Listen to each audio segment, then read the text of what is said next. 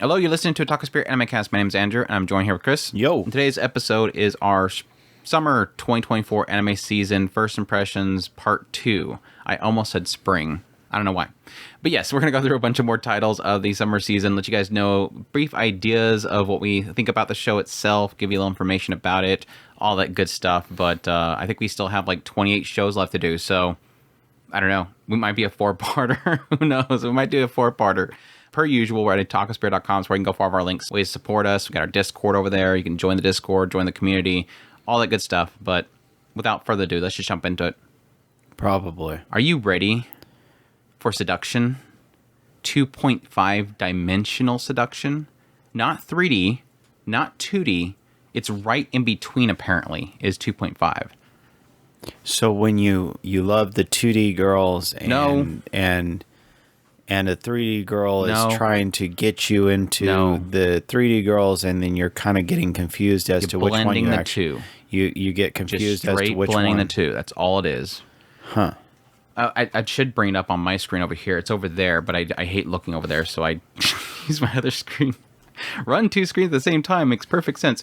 But no, 2.5 Dimensional Seduction, or 2.5 Jigen no Ririsa. This one is streaming on High Dive, running for 24 episodes, done by JC staff, based on a manga. Comedy, ecchi, romance, slice of life is the genres. But yeah, this one opens up with Masamune, and yeah, we give an idea later on that this dude has not had very good luck with women. He confessed to a girl that he liked, and then he proceeded to be bullied for his entire year of school, so he doesn't like girls. Very quickly, he got into manga and everything, and he got really invested in this one character in a manga called Lilio, and he's obsessed with her, wants to be Ash Ford, the main character of it, always playing around, acting as if he's that character, and then jump forward, and now he is in school, high school, and yeah, he doesn't want to have anything to do with real girls. He doesn't want to have it. He just wants to, mess with his manga and his Lilio. Well, the previous year, all of his senpais have graduated, so he's the only member of their manga club now.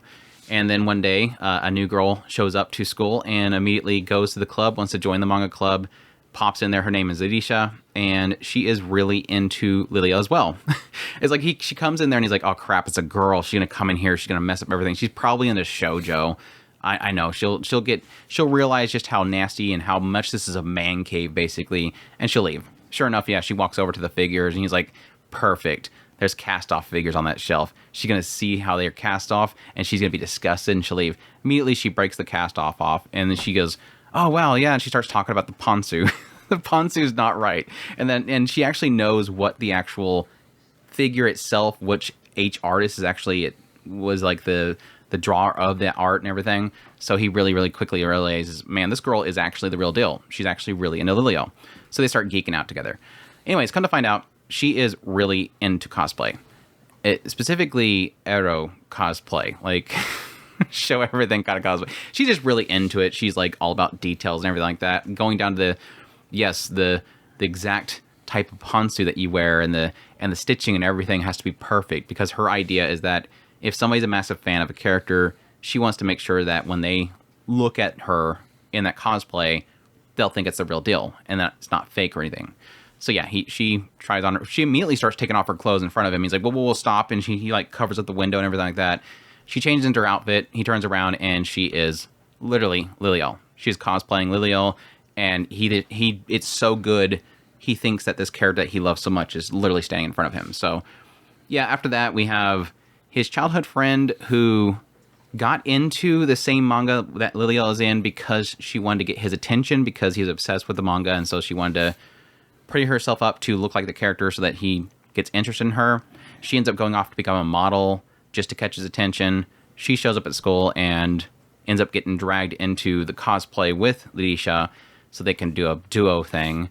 And then after that point, we go to a convention with Lidisha because she is ready to...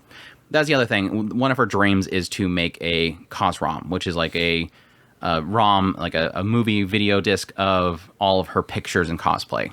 And so they put all those together because he's been taking pictures of her, and they put it onto a ROM, and now they went to the convention to sell it there. And she didn't have time to do actual like labels or anything, so they're just blank CDs. But yeah, that is the idea behind 2.5 Dimensional Seduction so far. Your chots. You got at least to the point where Rin Tasaka shows up. Yes. Mikari, the childhood friend. She was freaking adorable. Who really badly wanted his attention. Yep. Of that she strips in front of him and says, come and lay down with me. Come. She is invitation. She is his angel. Invitation. His real life angel, and will never leave him. Yes, love it. Yeah, her whole thing was like she didn't want to betray his, like, even though she doesn't want to go off to anybody else because his whole problem is that he's been betrayed, and so she never wants to betray him. So it's like it actually gives a story reason for like why she would never give up on him. It's like, this is so sad. Girl, you're not the cover girl. Yeah, right. I so far I love it. It's really adorable. I love the ecchi hijinks. I really like the actual character interactions so far. Masamune is not as annoying as I kind of expected him to be. It's the Tashkani guy. Yeah. It's the girlfriend Seiyu, so he has to scream every 2 seconds. But he's. Did you catch that? At least, not yet, but I every time he kind screams, of see it now that you every mention. time he screams, I'm like, it's the Tashkani guy.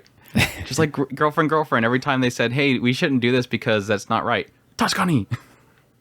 You two can't actually get married into a harem because there's like all these tax issues. Tashkani. I can just hear it. But yeah, it's like I said, he's not as annoying as I was expecting him to be. So far, I've really enjoyed it. I really like Ririsa's kind of her actual geek out phase. I was actually really surprised that because I really was expecting that. In all actuality, she was going to be getting into Liliel to get him interested. No, it did not imply that in any way, shape, or form, but kind of was expecting that was going to be the direction it was going to go. It didn't, so we'll see how it goes because she's actually interested in this character. So it'll be fun to see the direction that they go, though. It was pretty bad when Mikari actually has more insight into characters than like even Lidisha and Masamune. I don't think he got to that part yet, but they're like essentially the character that she ends up cosplaying, which is Liliel's best friend, who used to be an enemy. The one that she cosplays is like her whole story is that she got beat by Ashford, and then she fell in love with Ashford, but then she wanted to be friends with Liliel, so she is basically unrequited love.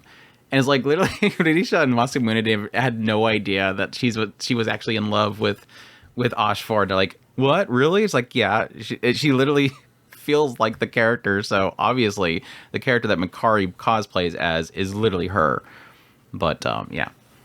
Yeah, I guess first and foremost, it's a decent looking show. Whenever there's the ecchi, it looks pretty well put together. Obviously the biggest issue that a lot of people have is that it's very toned down from the manga, and I've heard a lot of arguments that is something that happens in the manga over time as the ecchi cools down. I had somebody like look ahead in the manga, and it doesn't seem like that's really the case. Like there still is plenty of ecchi later on. I think the only thing that they noted when they looked into it was that unlike early on in the manga where they show the dots on the chest, they stopped showing dots, so they're dotless chest shots. Which, me and dotless chest shots and how much that's kind of creepy. It doesn't seem like it seems like it may like frequency go down, but it's still ecchi later on. So I don't really fully follow that argument that they toned it down for the anime because they want to set the tone proper, like they weren't able to with the manga. Like the manga, they were being very ecchi, and at some point they decided that's not really what we want to be. We want to be more slice of life. I don't think that's the case. But people have their arguments. I'm not going to say they're wrong, but either way, it's probably because the broadcast channel they put this on. They're trying to be safe about it, but the manga's still there. I'm reading the manga alongside the show itself, so I can get all those shots and see what all they're kind of skipping. So, but no, the show itself. Let's get into the content that it actually provides. If you're one of those people that are like, I don't read the manga, so I don't really care. I think it has been decent so far. I do enjoy the characters. I think the chemistry is solid. I honestly, if you want to just get my only negative really out here right off the bat, I just don't like Masamune.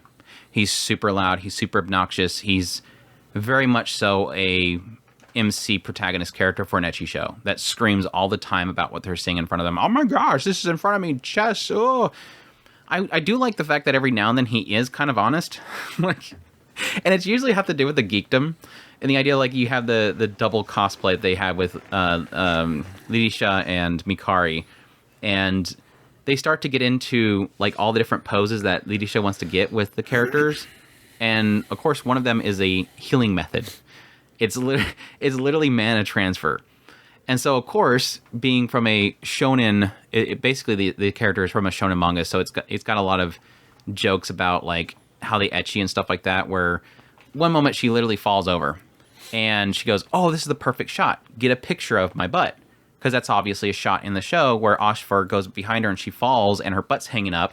So she really badly wants a shot of that because it's in the manga. So it's like faithful to the manga as the ecchi. So she's really into the ecchi moments that this series has.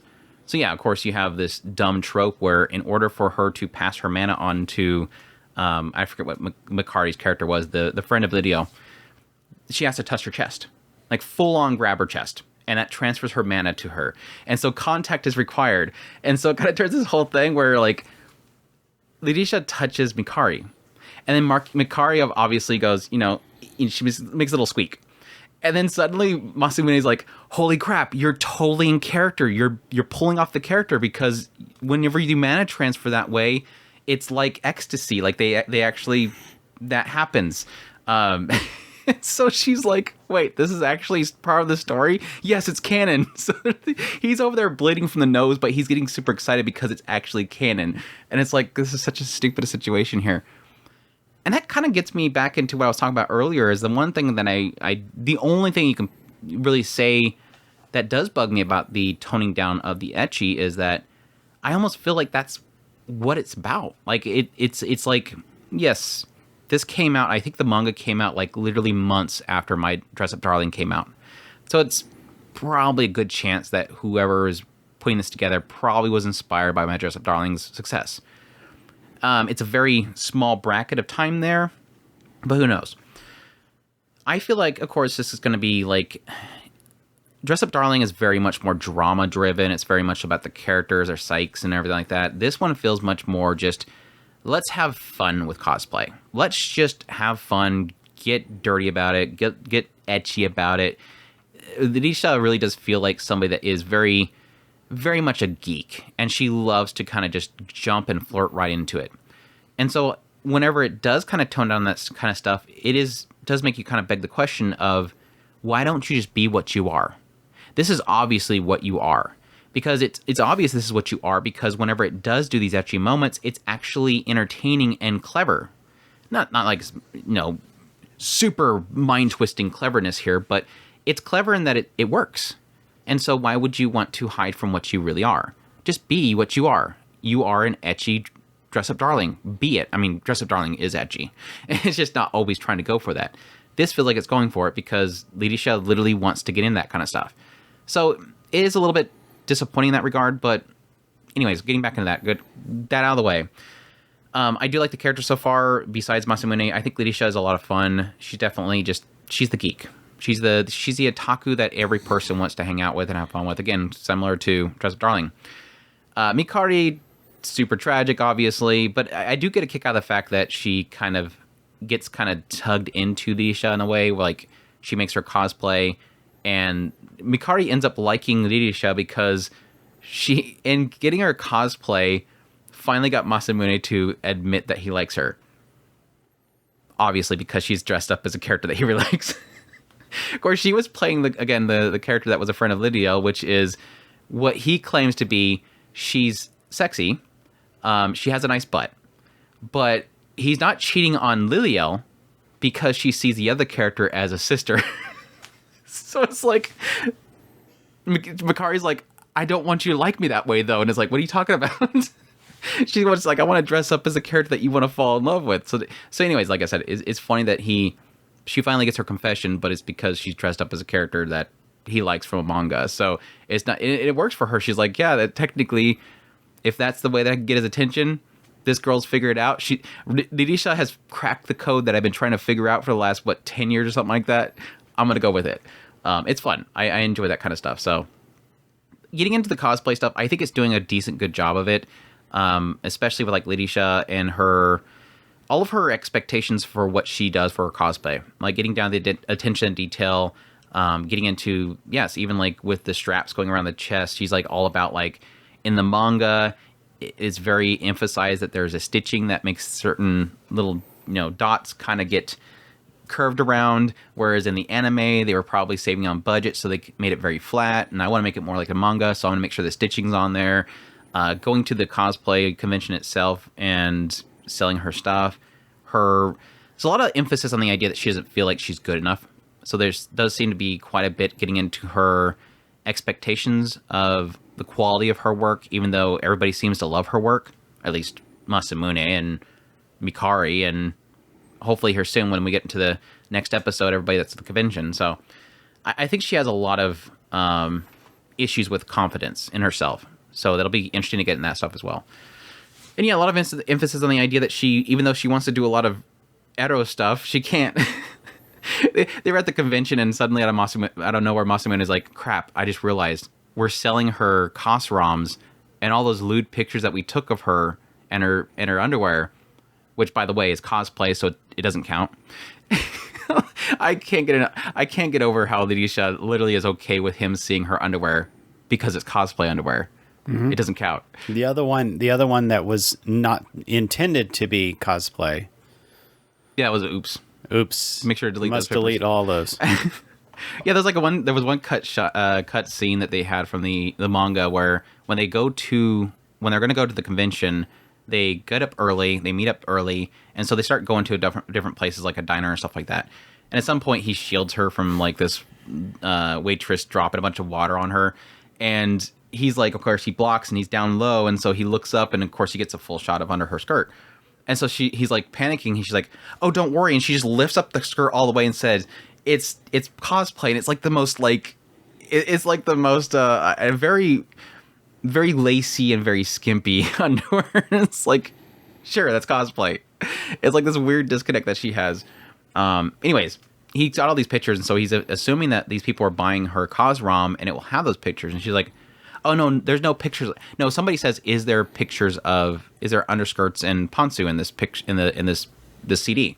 And she's like, and he freaks out and goes, "Yes, but they're not sexy at all." He's trying to like downplay it, and then she's like, "No, there's no pantsu shots. I'm not 18 yet." So it's like, yep, that's true. She can't sell that kind of stuff. And sure enough, like later on, even when she gets her cosplay underwear and she goes to run out there and like, "No, you can't go out there with that," because again, she's okay with it. They're like, "You have to wear these like very frilly, I forget what they call them, like the idols bloomers." Yeah, like bloomers kind of things. So it's kind of funny. Her disconnect is, I can't get over it. It's just kind of really funny. So anyways, that's I think that's pretty much everything. Again, I think I like everything about it. It's not doing anything incredible. I think the ecchi's really good, and I hate Masamune. Hopefully he tones down. I doubt it, because that seems to be the shtick, is him screaming and bloody noses and falling over, which is unfortunately expected with these. Yeah, I'm with you that I was very surprised that Lidisha didn't turn out to be like the childhood friend that dressed up like Lidiel to do that. That was Mikari. Yeah, that was Mikari. That was essentially Mikari, even though she never got to the point where she was cosplaying. She made herself look like Liliel, but she never cosplayed Liliel. So she did her hair up to look like Liliel. Just didn't dye it and wear a shirt that has underboob exposed. Like you do when you want to get his attention. Anyways, that's 2.5 Dimensional Seduction. What's next? What is next? No One Remembers Me. I don't think you got a chance to watch this show. No. It's not a big deal, so don't worry too much about that. It's running for 12 episodes, being done by Project Number 9. It's based on a light novel. Japanese title is Naze Boku no Sekai wo Doremo Obo Ete Inai no Ka. And this one, gosh, how do I explain this show? It follows a guy named Kai, and Kai, essentially they get into the history of this world, that at some point you had all these different races, like demons, and I think they had beasts and angels and then humans, and they were all at odds with each other. And then at some point this hero stood up and basically took down all of the commanders of all the other armies, and they started sealing them all away, or at least they sealed away the demons. I think the other races, I think, just left. Anyways, we cut to where Kai is, and Kai is a part of this kind of defense force that trains themselves in case something ever happens. He's going with his partners to check out I think they're called like the demon graveyards or something like that. There's these pyramids where they sealed away the demons. They even talk about this fact that at some point he was with his a relative, and they went to one of these, and he fell into the grave, and it shows him like falling through all these demons, and then he grabbed this legendary blade that was apparently wielded by the hero. Anyways, he's out with his partners. Eventually, they go back to the base. He goes out on a date with his girl that's part of the defense force as well. I think she's apparently supposed to be like a very stern woman that nobody ever would kind of go anywhere near. At some point while they're on their date, it wasn't a date, it was actually technically she was looking for stuff to buy, but it's basically a date. At some point, he started feeling weird, and everybody's looking at him like he's crazy because nobody else is noticing what he's noticing. And then suddenly, the girl in front of him, his girl that he's out on a date with, she gets sucked in this wormhole, and then he wakes up and he's in this ruined city. And then these demons start attacking him. He's like, well, why is there demons out here? They're supposed to be all sealed away. Well, then he end up getting saved by, or at least picked up by, two individuals, which were the ones that he was going out checking the graveyard sites with, and they have no clue who he is. And they take him back to the last, like, defensed civilization of humans, and there he ends up running to the girl that he went on a date with. She doesn't know who he is. She's apparently dressed up like a man, even though she looks like a woman. She's taken the disguise of being a man, and he's like, what the heck are you talking about? Why are you dressed up like a woman? Or why are you dressed up like a man? You told me, you promised me that you were going to make it up to that rank by being a female and not lying about yourself or something like that. Anyways, but yeah, at some point he ends up going to some like sealed place where he ends up finding this angel that's not necessarily an angel. She's like a crossbreed with multiple races and not accepted by any race. And he finds the sword of the hero, and then basically starts going out and fighting the demons to save the humans, basically. So yeah, my thoughts. And the other thing they did is what they were, because they're getting attacked by the demons again, they know their location. He has to go out and defeat the demon general of that location so they can protect the people. So that's where they go. My thoughts on the show so far, it's okay. I would probably like put this in the realm of like a 4 out of 10 type of show. It's not terrible, but at the same time, nothing really so far has kind of connected with me character-wise, and I think that's his biggest flaw, is I just don't really care about any character. The main character is okay, but at the same time, doesn't seem to have a personality. He's just, which I guess is kind of a nice thing about it, he's just very driven. This is what I'm going to do. I want to help the people again. If I can't get back to my world, I want to make sure that this world's safe. This is not how the world is supposed to be. Everything's kind of screwed up.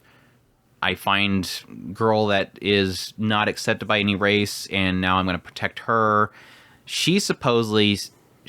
When they first meets her, she's supposed to be strong, like really strong. Like she was taking on one of these generals. And the moment he saves her life, suddenly she just becomes damsel in distress. And it's like, not that I'm against the whole damsel in distress kind of trope and character, like, you know, this girl must be protected. But they literally imply that she's super powerful. Like, she nearly tries to blast him away with a single shot, and the only reason he's alive is because he had the hero's blade and was able to cut it in half. Normally, he would have been incinerated. But then the moment he saves her, she just is just off on the sidelines the entire time. I don't know. They have this big fight coming up here in a minute, and she claims that she's going to help, so maybe she starts doing stuff now. But, yeah, it's not really doing too much besides kind of opening the world and him kind of traveling around with this girl and now trying to save the last remaining remnants of humankind. When they'll ever possibly get into what exactly happened, my assumption is that probably, I don't know, maybe one of the races figured out a way to kind of warp reality so that they didn't lose. And it all seemed to be tied into the hero, because immediately when he got there and started asking questions, he's like, wait, so the humans lost? Yeah, of course we lost. But so you're saying the hero didn't take them all out? And I forget what the hero's name was, but he named the hero, and they're like, they don't even know who he is. So it obviously all seemed to be tied in with the hero.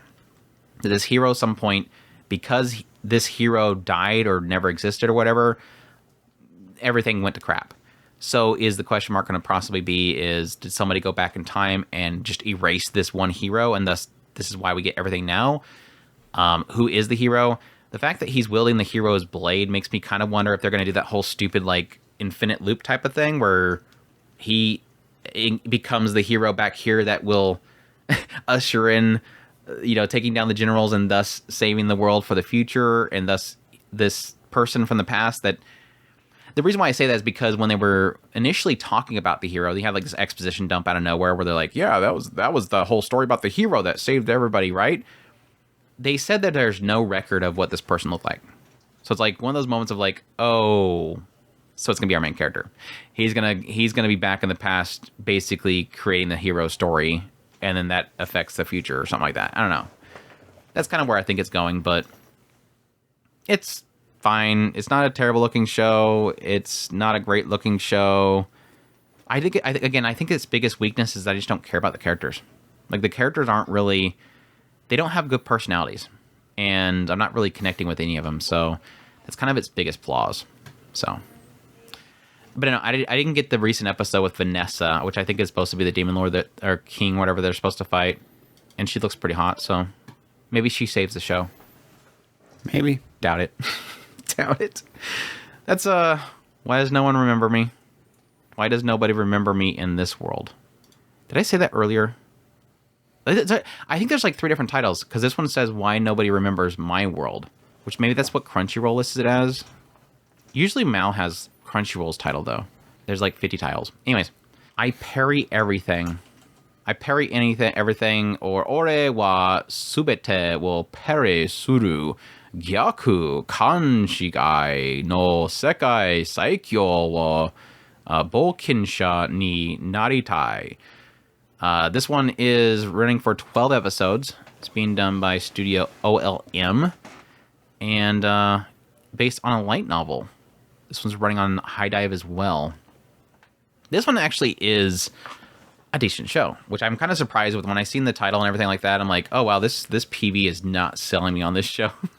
The PV is literally him carrying bags around and then swinging a sword in a forest where all these hanging swords are just dangling. And I'm like, what is he doing? He's just blowing wind at a bunch of hanging swords. Apparently that's him parrying them, is by blowing wind at them. I don't know. It's a skill. Anyways, in this world, everybody, as they train themselves up, eventually gain different skills. And early on, he's actually living with his mother is really ill. It implies that his father has passed away. And so he's just in the middle of this forest alone with his mother, taking care of her every day. At some point, it kind of implies from her that she wants like him to move on with his life and make his own life. Well, she ends up passing away, leaves him alone. He's kind of just taking care of the house and all the animals they have and all their supplies by himself. At some point, he decides to seek out his dreams, which was like based on the stories that his father told him about the adventurers and stuff like that. So he finally one day just kind of puts out a bunch of food for the animals and then sets out to go to the nearest town and become an adventurer. Well, very quickly, the Adventure Guild basically says, man, you're really young. And then they find out that he doesn't have any parents. So they're kind of like, okay, we'll register you, but you have to have like a certain amount of skill or something like that, or certain skills in order to join. And so they're like, okay, well, you can join, but you have to get some more skills. So go down there to the different training, one of the schools, and train yourself, and then come back once you gain skills. And so he goes to each one of these different schools. Like there's a school for, fighters, archers, mages, healers. He goes to every single one of them, and for several months at each one of these schools, goes through an entire course and doesn't amount to anything. Comes back to the Adventure Guild and says, look, the only thing that I got is parry. I think he had something else, but it's basically parry. And they're like, yeah, man, that's just not going to work. We can't let you join.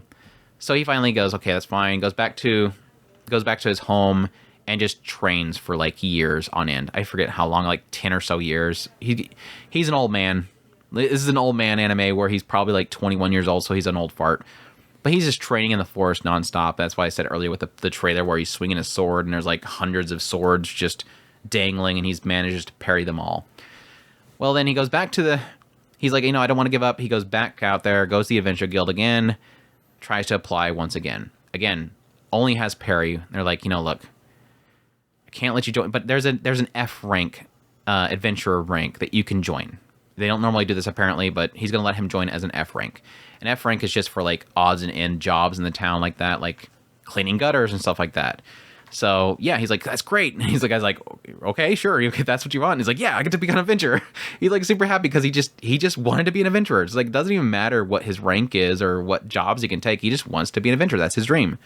So yeah, it just turns into him, helping move bags and clean out gutters and just do odds and ends around the town. Eventually one day, after he does a delivery, he ends up hearing a scream from the nearby dungeon.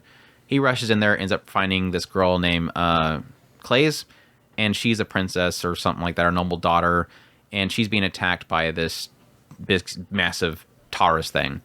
And all of her guards are just getting one shot. And then she's being bound. Like, she has some sort of curse on her that's making her unable to move. All of her guards are dying. So when she's like the last one left, he rushes up there thinking, what the heck am I going to be able to do? I'm this weak F-rank adventurer. Runs up there, and it manages to parry the monster.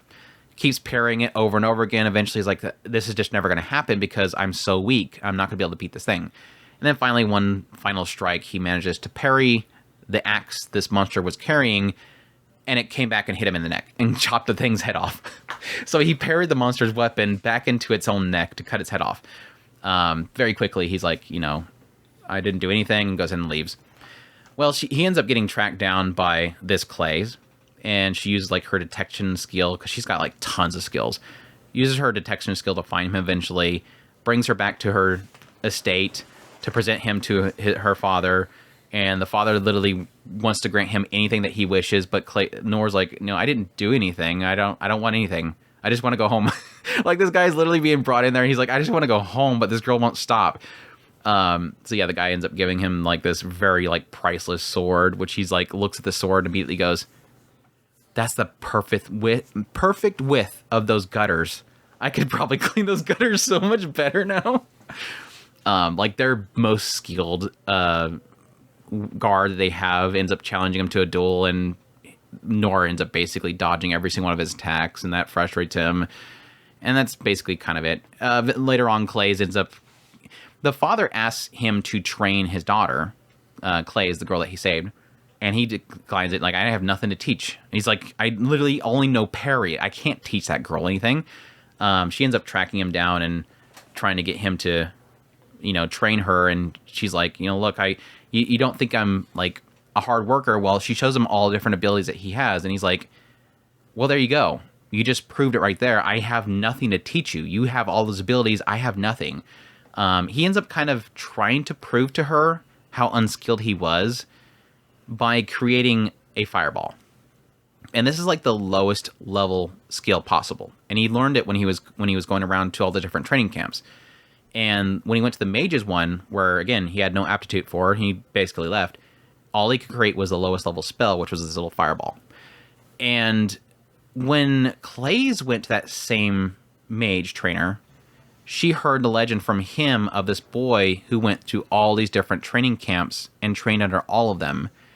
And the mage said something to the effect of, the capability of the wielder is based on the size of that fireball, the lowest level fireball.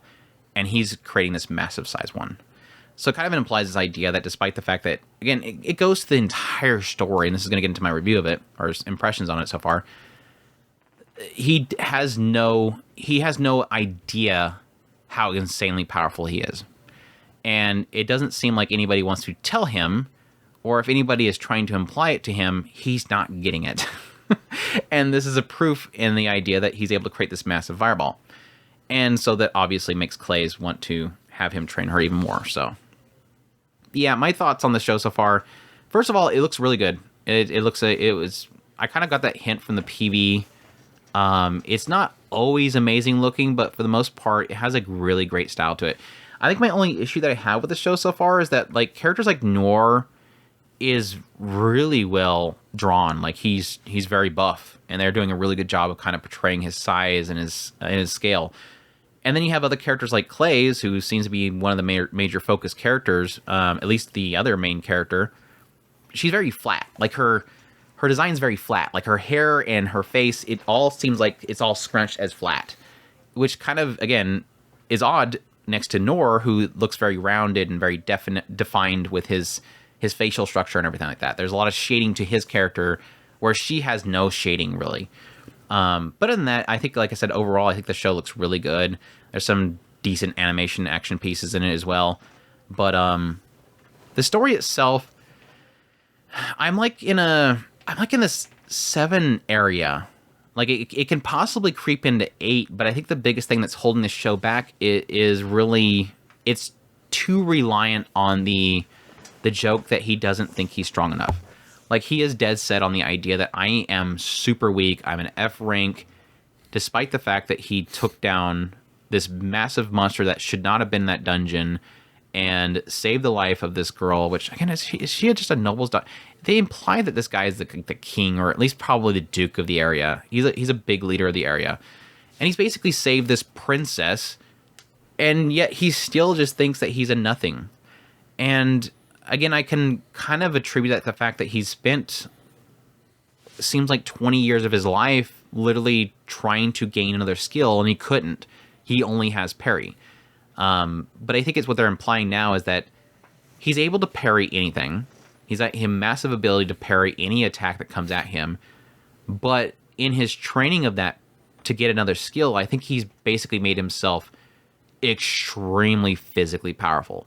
Like, he's lifting... The king, when he gives him this sword, he's like, why don't you try it out? And he takes it and he goes, swing. And he goes, oh, yeah, that's pretty heavy. And this guy's like, literally, of course you swung it with one hand. This is a massive, like, guts sword kind of thing. So, yeah, Claymore. You're not supposed to swing it with one hand. So, yeah, good job. And again, like I said, dual wielding claymores? Eventually, probably. And like I said, his mindset is, damn, I can... Sure enough, yeah, it works really well to clean out these gutters, and man, I can get my job done so much faster now. He's charming. Like, Noor is a charming character, but again, like I said, I think there is an argument to be made that if I go beyond, I don't know, was it 3 episodes or maybe 4 episodes that I watched, and this still is the shtick, is that he's constantly saying how not strong he is while everybody around him is saying how strong he is. Yeah, it's gonna get really repetitive. I mean, it's already getting there at this point.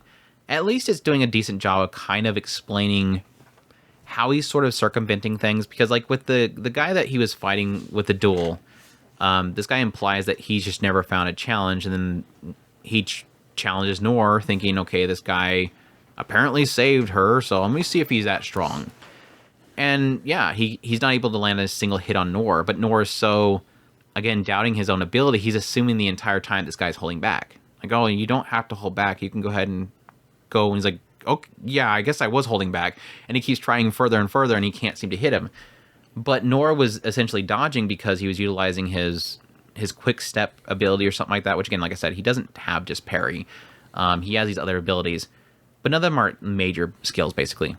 And he's able to, like, push himself really fast, but he's so, like, he's got so much strength and whatnot, he's busting holes in the ground. He never realizes it until he leaves.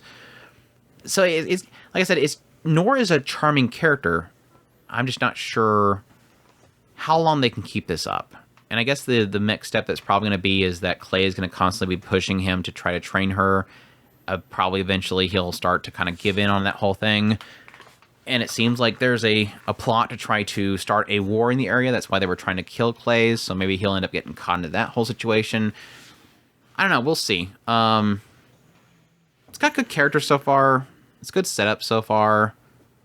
I just hope that it does enough with the concept to keep it fresh beyond this point. So, like I said, it's up there as it's a very enjoyable show. I kind of was thinking about putting it in my top 10 of the anime season so far list, but it ended up kind of just dangling at the end, so we'll see where it goes from here. Good stuff. You'll probably really like it, because you like your tank characters. Yeah, it sounds like I'd be interested in it. Tankies. It'll probably take another show's place. Uh-oh. You can drop the lollies in a dungeon show. No, probably a deer lady. Oh, that's for sure. That if that one's already off the list, then yeah, you can go ahead and do that one. All right, let's get Senpai Otokonoko out of the way. So a few people that were upset that I didn't put this show in my top 10 of this season so far. So now you can finally find out why it's not on my list so far. Senpai is an Otokonoko, or Senpai wa Otokonoko. This one's streaming on Crunchyroll for 12 episodes done by Project Number 9, based on a manga. And yeah, this one opens up with Saki Aoi, and she is in love with her senpai at school, which is Mokoto. And Mokoto, when she gives him a letter saying, "Hey, I wanna talk to you after school," Makoto is in his classroom going, "Man, this girl. I mean, I guess most people would probably really like a letter like this, probably a confession letter, but too many times in the past, Makoto has had letters like that only to be bullied." And sure enough, when Saki shows up and she's like, "Hey, Makoto senpai, I absolutely love you, and I want to go out with you." And then Makoto says, "I'm sorry, I'm actually an Otokonoko." Takes off the wig, lifts up the shirt, shows that he's a he. And that's kind of the setup, is that essentially Makoto Hanaoka is a Otokonoko, which what it's told in the story so far is that growing up, he's always liked cute things. So whenever they went to the store or whatever with his mom, he would see the pink bag and would want the pink backpack. Backpack? Backpack. Sorry. Come on. And so, yeah, they go to the dress store and he sees the dresses and goes, "That's so cute and kawaii. I want to wear those high heels. They look so cute." And that was something that his mother always kind of pushed against. Like, no, you have to wear the boy stuff. No, you should wear this bag. This is the stuff that you should be wearing as a boy. And it seems like at some point, they kind of reveal this in like episode 3 or so, is the mother wasn't happy about this, was really against it. But the father was okay with it. Like, hey, if that's what you want to dress as, if that's what you want to wear, what I'll do is I'll get with my friend who is a part of the school board. I'll get you the approval to wear whatever you want to wear at school. And just whenever you come home, just go back to your normal outfits and everything. Go back to being a boy when you're at home. So the idea was just to not let his mother his mother's like very much so like having panic attacks over this. So they're just trying to protect the mother. He's definitely trying to protect his mother from this because it's obviously stressing her, but he wants to wear this stuff. So he'll go to school. He'll go to this like storage locker that they have in the back of the school. He'll dress up in his, with his wig and everything, go into school wearing as a female and going. He doesn't, let me make this clear. He doesn't identify as a female. He just likes to dress up as a female. And he's very open about the fact that he's a boy. He just wants to wear female outfits and wear the wig. He finds it pretty, enjoys what it looks like. So anyways, jump back to Saki confessing. He reveals that he is an Otokonoko, which is a cross-dresser, by the way. And immediately, Saki's like, "I wish you told me this before. This is amazing. So that means you're both. I get this senpai that I really, really love. You look adorable as this female and look so cute. And then you're actually a boy too." She just loves it. She loves the idea that he's an Otokonoko. So she starts bleeding at the nose and saying, "I really want to go out with you." And then Makoto's like, "No, that's just not going to happen. Sorry." And then moves on. And it just turns really quickly into Saki wanting to prove herself and make Makoto fall in love with her by following her everywhere, screaming all the time. Eventually, she runs into Makoto's childhood friend, which is Ryuji. Over time, you're getting a sense that Ryuji seems to like him as a girl, and also has seen how much people have bullied Makoto for dressing up as a female. And so he assumes that Saki is trying to deceive Makoto, trying to get basically Makoto to fall in love with her so that she can then, go, "Haha, I tricked you. I actually think you're disgusting." Bully just like everybody else. And yeah, that's their whole thing. Eventually turns to, at some point, Saki gives Makoto a napkin, and it's really girly, and he can't let his mother see it because she'll think that he's falling back to the old days of dressing up as a girl. And so he hides it in the bed. Mother ends up finding it. flips out at him, but then he reveals that no, it was Saki's. And then he decides at that point, look, let's go out. They go out, they have a little fun together. They end up like letting him try on a whole bunch of cute stuff at stores. And then eventually he goes, look, mom's freaking out again. I don't want to hurt her again. He gives it all up. Goes to school, dressed up as a boy. Everybody's freaking out, like, what happened? Even Saki's like, what the hell happened to you? He's like, look, everything's fine. Hey, let's go out. He finally accepts Saki's love, and she's like, no, something's wrong with you. You're not being who you want to be. Something happened. I can't go out with you like this. And then eventually that leads to them having a big dance party, and he gets his wig and everything back out from the trash and becomes a girl again. And that's pretty much what I've watched so far. So my thoughts on Senpai is an Otokonoko. First of all, let me get my big negatives out of the way first. And I fully acknowledge this is true to the manga as well. I don't like how jarring the style is. Like, it's just constantly back and forth between a normal anime look style to like very, very crude looking chibi art. Like, it's just barely properly drawn chibi art. And again, I looked at the manga. Those cuts are exactly the same way in the manga. They love to jump back and forth between normal looking characters and chibi, very rough sketched characters.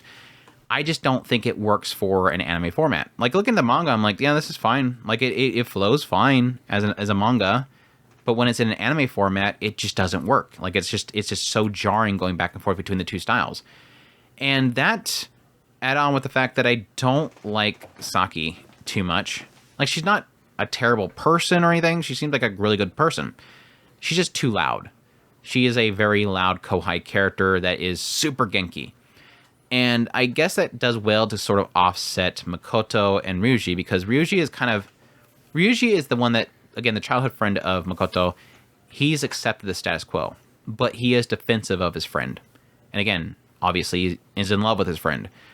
Makoto is accept the status quo as well, but has accepted what he wants, which is to dress up like this and go to school.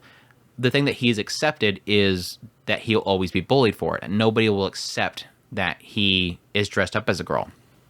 And they get into a lot about characters around him or other students that are uncomfortable with him, like going to, play basketball. Nobody wants to play basketball with him because they're afraid of touching him because he looks like a girl, and they wouldn't want to touch a girl.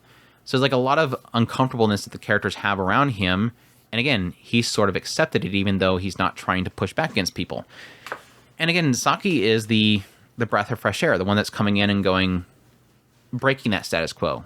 Like, Saki rushes up to him and says hi to him. He's like, wait, why are you saying hi to me? He's afraid she's going to get bullied for talking to him because he's been bullied. So it's kind of like that whole chemistry they're creating there, that Saki is sort of shaking things up, basically, and allowing him to sort of openly accept what he is.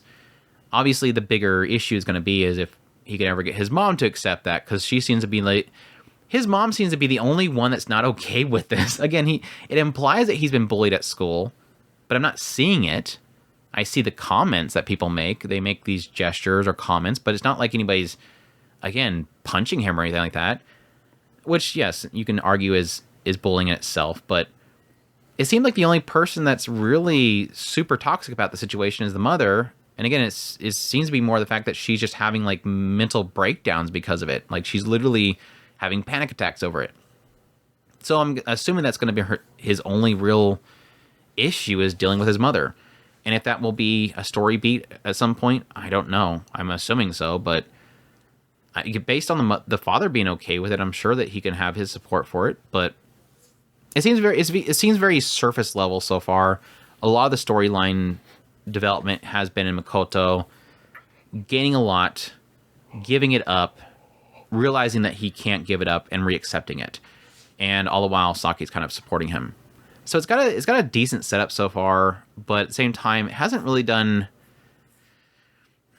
It's not that I want the show to get more heavy, because I think it's good enough. Like, I think it's got a very good level of drama, where it's not too heavy. It doesn't feel like too much. It doesn't feel it doesn't feel uncomfortable, like some heavy bullying or something like that happening. It just seemed like a lot of it so far has been very surface level. Him being uncomfortable with what boundaries he wants to push with what he's doing. Again, mostly having to do with his mother. But yeah, I think it's a solid setup so far.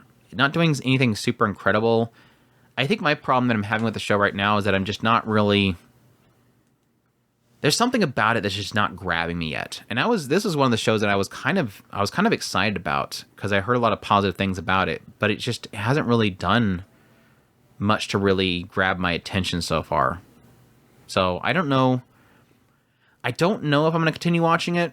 And again, a lot of it has to do with it just not really liking the style of it, but more so the fact that I'm not getting a snag quite yet. So that's why it wasn't in my top 10 most best shows of the season so far. It hasn't hooked me. I don't dislike the show, but it hasn't hooked me yet. So that's my Senpai is an Otokonoko. Check that out if that's interesting. Interesting. What's next, Chris? What's next? Dahlia? Did you watch Dahlia? Not yet. Dahlia in Bloom.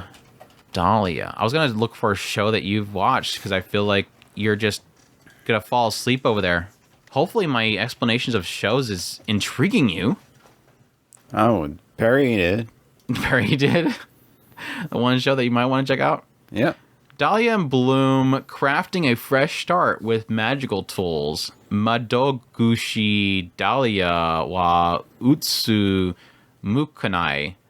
Or as I had joked about calling it, Another World with my divorce proceedings. I did my top 10 of the season so far, and I made that joke.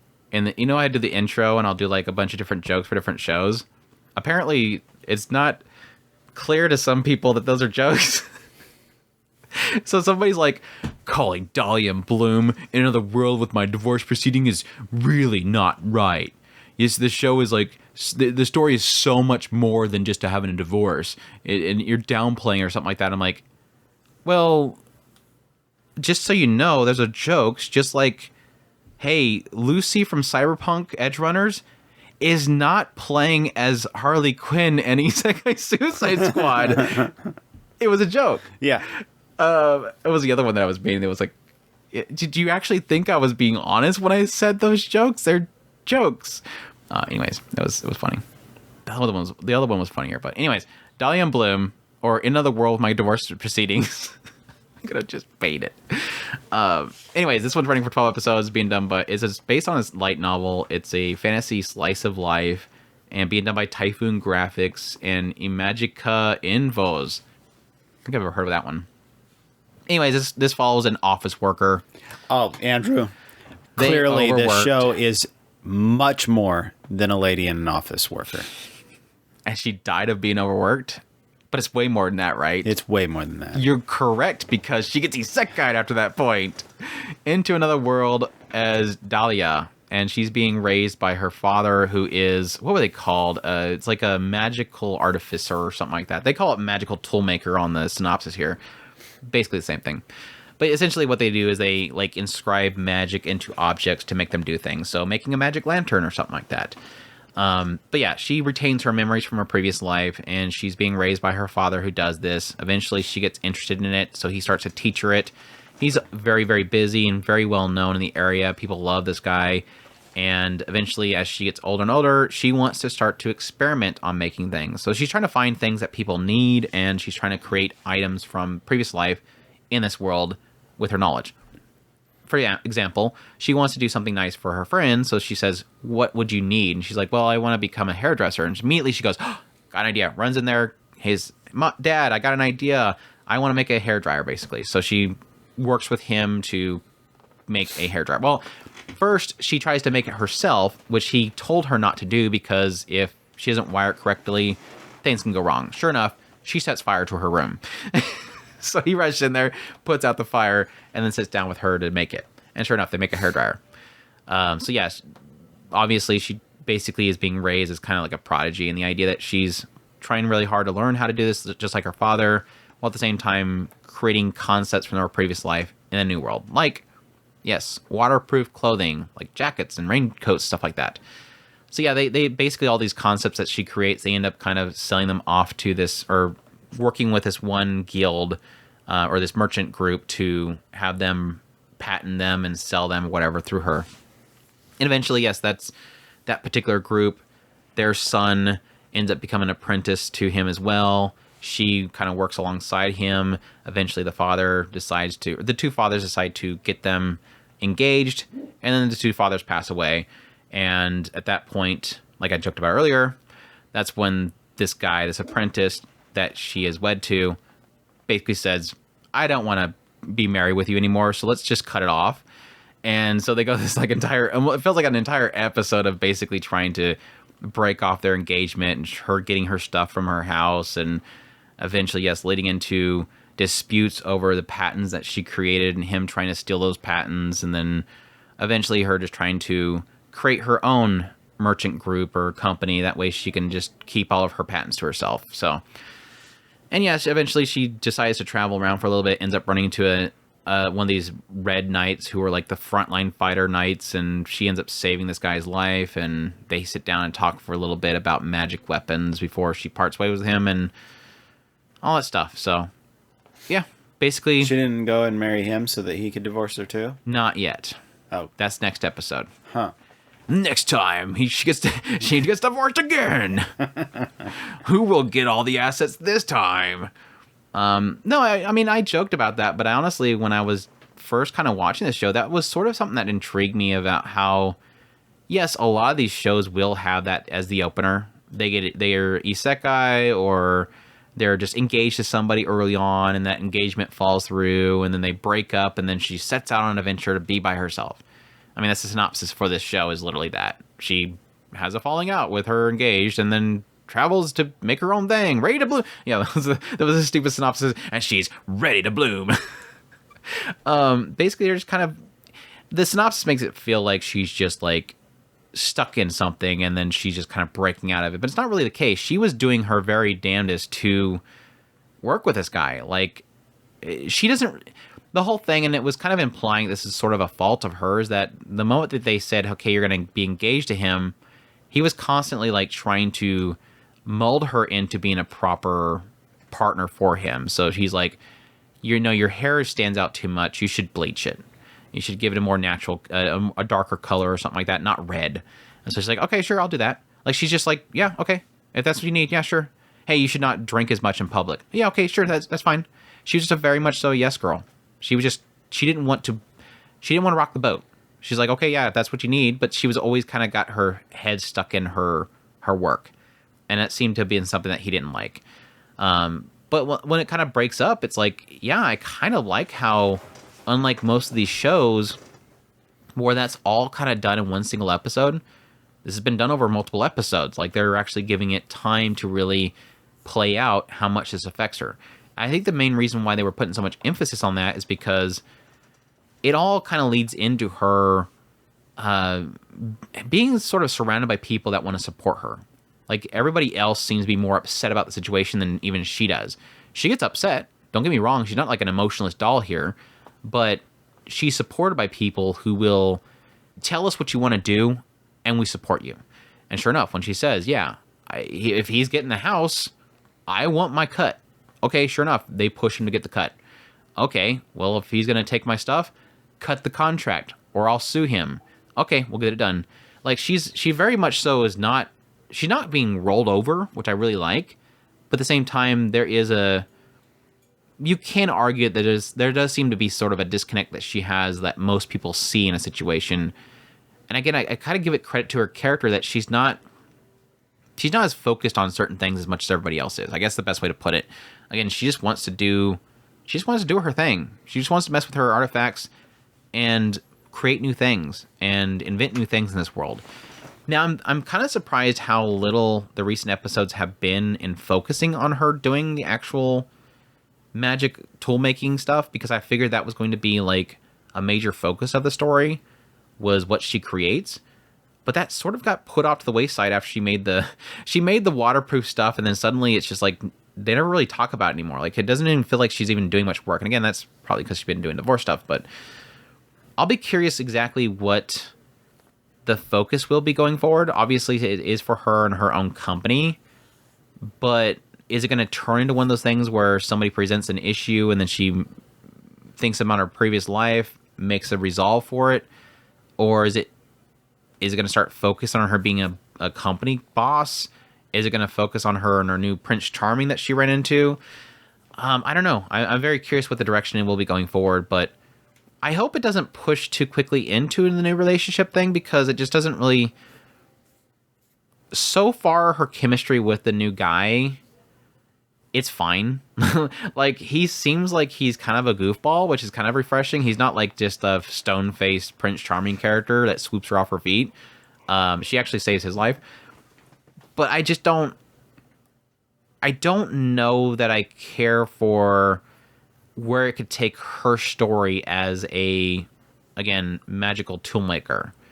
But I don't know. I'll have to see. Like I said, I was kind of expecting after, like, again, 3 or 4 episodes that we would have a sense of what this story is going to be doing going forward. And it really just, it's been this many episodes of just straight up build up so far. And again, introducing the world and what she's going to be doing. So I don't know. I'm going to continue watching it just because I think it feels unique enough. I just hope it doesn't get too bogged down by more divorces. Don't have another divorce, please.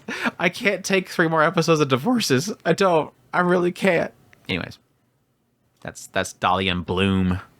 Decent show so far. What about Elusive Samurai, Chris? Nope. Did we have anything else in this list that you had watched? Elusive Samurai, Sakuna, Nade VTuber, No Longer Allowed in Another World. You watched that one, didn't you? Think so. Yeah, because you didn't like it. Chris hated it. We'll do that one and Dear Friend. Those are 2 that Chris has watched. Dear Friend, I hate. Good. So we'll talk about it. No, let's do No Longer Allowed in Another World. What makes you... Why did you say that I hated it? I thought you said that you weren't chilling with the comedy or something like that. It was too dark or something. I don't know. It might be somebody else I was talking to. Who knows? I don't talk to many other people, so I doubt that. Oh, no, No Longer Allowed in Another World, or Isekai Shikaku. This one's streaming on Crunchyroll, running for 12 episodes, being done by Atelier Pondark, based on a manga, comedy, fantasy, romance, slice of life, supernatural. Creator of this one is Hiroshi Noda, who did Love After World Domination. And this one opens up with Osamu Dazai, which is the famous Japanese author. And apparently, just like how Dazai is usually characterized as not being able to die, apparently the writers love using this guy and not letting him die. Anyways, yes, he's an author. And as it opens up, he is going to be doing a double in-self with Sachan, his beloved. And so they go to this river. They tie a string upon each other's wrists, and they're about to jump into the river. But then suddenly, out of nowhere, Truck-kun shows up. Out of nowhere, runs right into him. And he gets transported to another world where he wakes up in this church in front of this they're called an otherworlder guider type person, and that is Annette. And Annette quickly tells him, hey, you've been brought to this world by the Isekai truck. It finds people in bad situations, and it transports them to this other world where the otherworldly selection truck with the World Transfer Service. I love the fact that I just have to jump in on this. I love the fact that they are so in tune with this trope that they literally have a character point out they sent the truck to you to bring you to this other world. It picks people. The truck, the truck finds people in bad situations and it picks them. But anyways, yes, they bring people to this world where they will save the world and they will begin skills and power and everything. Yeah, very quickly he decides to drop a bunch of pills down his throat and try to take himself out. And she's like, wait, stop. And she detoxifies him with her magic and then explains that he's been chosen, that he gets to go to this wonderful world and fight things. And then she checks his stats. Like, okay, this guy is kind of weird, but he's got to be super strong, right? No, he's got, like, no stats. And he's also constantly poisoned, even though she detoxified him, because he's still eating pills. But yeah, very quickly he's like, yeah, why would you pick me? You've ruined my chances of double ending. How dare you? I'm just gonna go out there and find something. You can't go out there. You're too weak. You're gonna get hurt. He's like, yeah, that's fine. Whatever. And goes out into this world. And very quickly, he ends up running into this Tama. Well, her name's not Tama, but we haven't found out her name because everybody calls her Tama, and she's just, I think at this point, accepted her name is Tama. She's a cat girl, and she's being attacked by this death tree, and he's like, wow, it looks like you're gonna die pretty well. And she's like, no, save me. And he's like, okay, and he tries to reach her. She's being dangled by this tree and can't reach her. It ends up getting noosed up by the branches, and he's like, great, this is awesome. And then she's like, why the heck are you wanting to die? And the tree itself captures people and then drains their life from them. And because he's poisoned, it kills the tree, thus saving the two of them. And so she's going to thank him by taking back her place. But then upon thanking him and, extending her hand to him, he ends up recalling his beloved's face, Sachan. At that point, he realizes, wait, since I was hit by that truck while I was standing next to Sachan, is there a chance that Sachan is here? Okay, now I have a purpose in this new world. He is seeking to find Sachan so that they can double in themselves together for real this time. So he goes back to the church, runs back to Annette, and tells her, look, we got to find the Sachan person. And so they all start traveling together. And the idea in this world is that the heroes, the other worlders, are supposed to come to that world, have powers, build themselves up, and then eventually go to kill the generals and then go to the center to kill the Demon Lord. But he's not really doing that. So he's kind of messed up the whole situation, traveling around. He ends up running into a king who wanted him to decide who his daughter married, and that didn't work out because he just basically talked her into doubles ending themselves together. Then they end up going to, at some point they end up going to this one, they're traveling around. They end up running into, Dahlia, who claimed that they are like the Demon Lord, even though the Demon Lord, as they find out later, is actually already dead, has been defeated by the other worlders. And now it seems like the other worlders want to take over the world now. So that's where they leave it. Oh, yeah, and Yisha, who is Annette's, like, another one of the guiders for the other worlders, thinks that Annette shouldn't get too close to Sensei because other worlders are bad people because they all exploit their powers. Seems like there's a big disenchanting happening with the other worlder guiders and how the other worlders are just all selfish. Anyways, your thoughts? The laugh's great. Huh? His laugh is great. His laugh is great. He's got like this. he's got the Araragi chuckle going on. And there's a lot of points where I absolutely find stuff that they do in this show absolutely goofy. In particular, for whatever reason, Wodelia, it was probably one of my favorite parts of this show. I did get a kick out of some of Isha's jokes. I did kind of like the Charlotte thing. That was absolutely just too goofy. It's funny because I'll be watching this and I a lot of the self-deletion stuff is kind of it was the thing that I was concerned that it was going to become a problem, and that does kind of become a problem at some point per se, but some of the other characters and how they're just dealing with the absurdity of it all is just too fun. I won't deny that. So that I am kind of in this weird mixed spot with this show. Annette literally buys him like this crazy armor just to protect him from taking himself out. Yeah. He just sits in a suit, and she's like Yishita comes walking by, and his little helmet opens up. And he's like, he's got that creepy laugh. I kind of like the when I said Charlotte's. I absolutely love the. He smells funny, and then the dude just figures she figured it out the whole time and starts just stripping off all this crap. I like the fact that she's like, Oto. Everybody thinks like this is this like guy that's like her childhood friend that's always singing music for her. Yeah. She's like, yeah. At some point, I realized that he just wants somebody to listen to his music because he's so full of himself, something like that. And then it cuts over and it shows when Sensei and Charlotte were watching the water at night. He was behind them playing music the whole time because they had this whole shot where he goes out to this, the princess is out in the middle of the night and she's trying to think about her future. And then Sensei just walks up and they have this long discussion at night about her future and how he never let anybody tell him what to do with his life. And then at some point he parts ways with her. Was there background music and then it kind of just pops up and he shows was literally that he was there playing the music the whole time.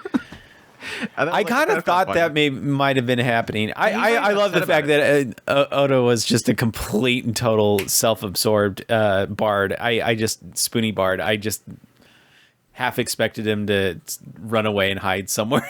I thought he'd be upset about the whole situation, but he's just like, whatever. Yeah, I just want to let her. I just want her to listen to my music. He's just self-absorbed. But yeah, Gomez was like, he just stinks. How did she figure it out? Kind of thing. I was like, okay, yeah, whatever.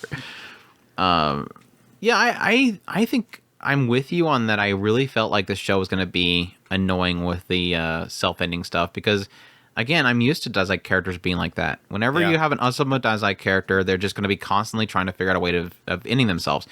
And that was something that I got really annoyed with Bungo Stray Dogs early on. Was like, oh my gosh, this Dazai guy is just constantly trying to take himself out. And I said with that one as well, is eventually they kind of chilled out with that. This one, they never really got to a point where it was annoying to me because, yeah, he killed himself early on.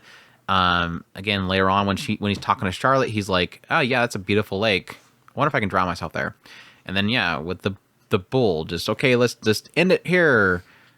Technically getting noosed up by the branches. And then later on with the crazy demon lord chick, he's like, hey, if you want me, go ahead. Go ahead, blast me.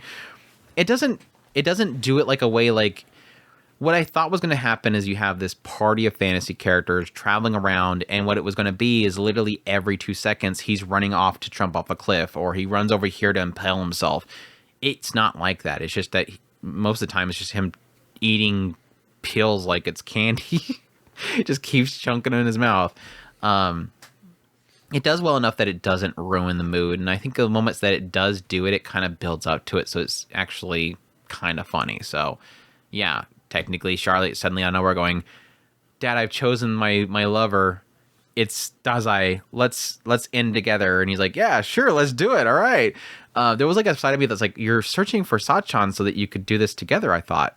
No, I just think he just wants somebody to go with because he feels like he's going to have more luck that way or something like that. If I go with somebody else, maybe I'll have better luck because I always fail it. It's kind of dorky. Do you really think that he knew that or do you really think that he thought that she wanted to? Because I kind of thought that he knew that she didn't want to, and that's why he was almost kind of forcing her into the... No, I think he was fine with it. Taurus. Oh, no, I'm sure he was fine. I don't think he's really invested in anything. That's what I think I get a kick out of him for, is he just doesn't really care. Like, this Charlotte girl, he has no care about her. It's just like, yeah, that's what you want to do. Sure, let's do it. Like, again, his whole thing was that don't let everybody else tell you what to do. Yeah.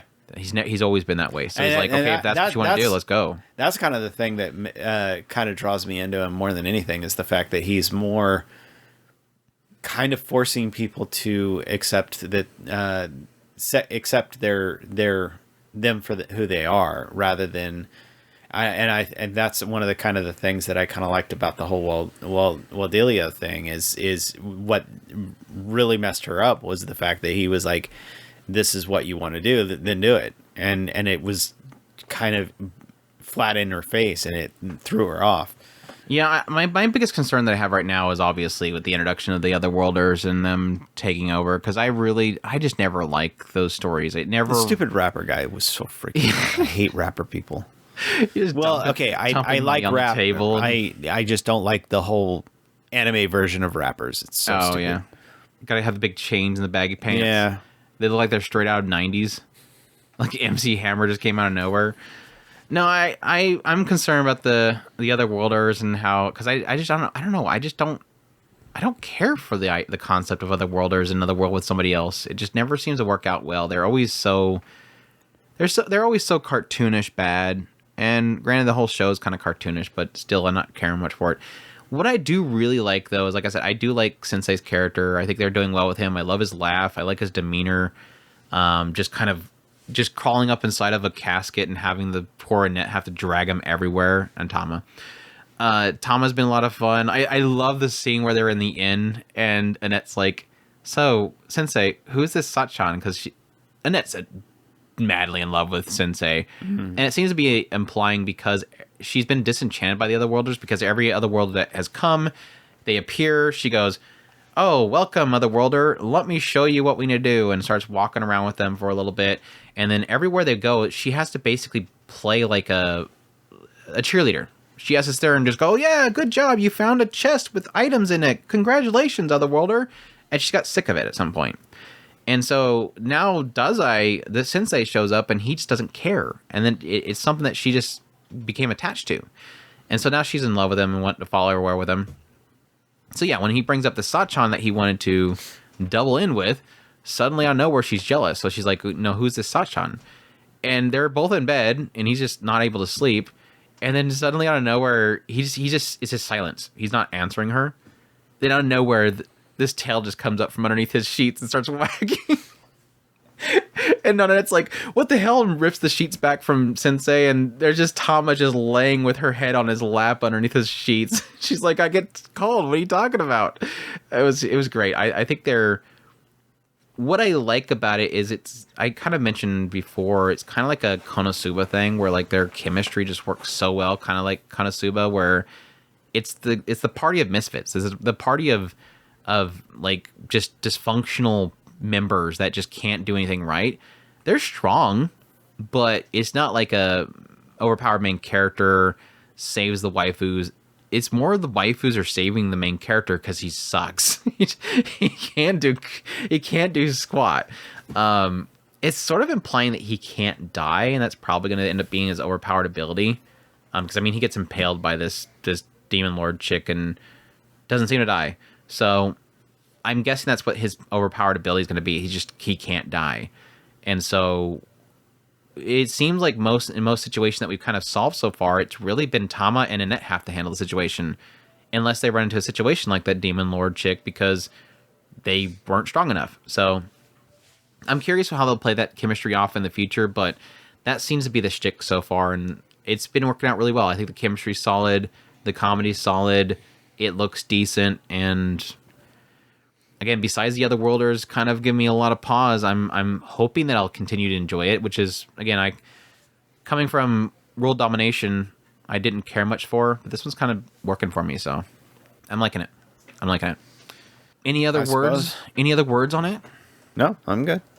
Let me put something else in between here before we go to my dear friend, so that I don't have to talk for 5 shows in a row again. I guess I could do Elusive Samurai. The Elusive Samurai. This one is... All right, can you convince me to pick up 2 shows? I don't know. There's only one big negative this show has. Nige... You said it was like Rurouni Kenshin, so... Jozu no Wakagimi. This one's streaming on Crunchyroll for 12 episodes, done by Cloverworks. That's why it looks gorgeous. Sources of manga genres are action, adventure, and this one's by the creator Yusei Matsui, who, of course, is the creator behind Assassination Classroom. So, if you're a fan of Assassination Classroom, you probably want to pick this one up. But yeah, this one opens up. It zooms in on the Hojo clan, which the Hojo clan is currently running this area, this one town. At some point, they send out their forces to go take out this other group. But then their main commander, Ashikaga, he ends up betraying the Hojo clan, takes out their army, ends up taking them back to the Hojo clan, wiping them out. And as our main character, who is Tokiyuki Hojo, as he's about to give up his own life because most of his family has either been killed or has ended themselves in order to not be disgraced, he ends up getting picked up by this Shinto priest that was in the area, who he says that his father told him to take him and flee. And Tokiyuki is like, "No, I'm going to die with everybody else. I'm not going to flee and be a coward.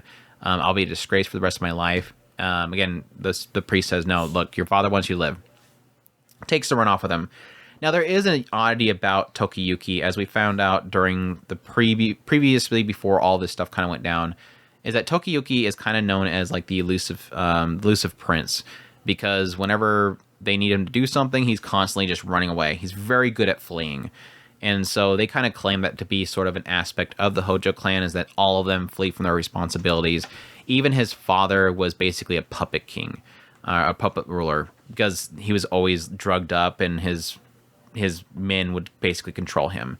And yeah, Tokiyuki kind of assumed that one day he'd be the same way. But anyways, yeah, everything goes down. The Shinto priest takes him, runs off with him. And what this priest ends up kind of... Well, at some point, Tokiyuki again is like, no, I'm not leaving this town. I'm going to die here. So the priest's like, yeah, sure, whatever. Chucks him off this cliff right in front of all the enemy soldiers. All the enemy soldiers are like, it's the prince. They all come after him. And Tokiyuki's just kind of elusively able to evade them and jump around them as they're all slicing each other up, trying to kill him. And he's able to get away. And so what kind of opens up the door to is that this... It was really cool because as they're leaving, literally, the priest, which his name is Yorishige, he's carrying Tokiyuki. And as they're walking away, these arrows are flying towards them. And the Shinto priest, he can see the future. So he's always walking so that the arrows will never hit him. At the same time, Tokiyuki, in his arms, is dodging the arrows because he's really good at dodging things. But anyways, what this priest ends up saying is that I have a plan that you can reclaim your glory, reclaim your land, and take down the Ashikaga clan, the ones that betrayed the family that betrayed your family. And what he proposes to Tokiyuki is that he's going to play a game of tag, basically. That because you're this elusive prince, because you're so good at fleeing, what you'll do is play a game of tag where you'll find a target, a general or whatever, and you're going to scope them out, get information on them, gather allies, and then face off against them. And as you flee, you will take down your target. Basically, again, utilizing his ability to evade. And they do that with his uncle. His uncle, who basically betrayed his brother, sold off his brother and had him killed.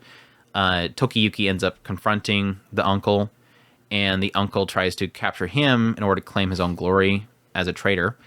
And Tokiyuki is able basically to lure him in, and as he's evading the attacks from his uncle, he wears himself down, and then everybody else is fighting him, and eventually they can come in for the killing blow. I don't know if they'll keep doing that going forward, but that kind of seems what they're doing. Is most situations they run into, like they even had this one possessed boar, demon boar, whatever, that they had Tokiyuki again lure it to a designated location with his ability to evade, and then his allies will come in and strike. So again, that seems to be its shtick. But yeah, that's the concept so far. My thoughts so far, again, Cloverworks, it's chef kiss. This show is like, if you can claim a show can be carried by animation, even if you hate everything about this story, you're probably going to still watch this show because it looks so freaking good. It's not always amazing looking, but it's for the most part, I would probably say like 95% of the time, it just looks gorgeous. The character designs are fantastic. Yes, everybody's thirsting for the main guy because he looks very Shota. He looks very Shota. Got some blushing going on, Shota moments. But yeah, all the character designs are really fantastic. I really like them. I think the only visual style that I really didn't like so much was the uncle, because they just made him out to be way too comedically demonic, which I felt kind of ruined the mood. But that sort of goes into my only issue. Well, I have two issues, but there's only one major issue. I hate the comedy. The comedy, not that I hate the comedy, it's fine, but the comedy execution is super jarring. Like, this show cannot stick a serious point at all. It's very excessive whenever there's a very heavy moment. It will always jar it with comedy. Good example. Again, while his village is burning down, you get several shots of people literally holding up dual katanas with heads kebabbed on the katanas. There's a woman over here being dragged off in the distance. And then it cuts over to Tokiyuki, and he's looking down upon his village, which was just literally peaceful not 24 hours before, and everybody was happy and smiling, and he was so joyous about just existing in this wonderful land, and he's literally devastated. His family's dead.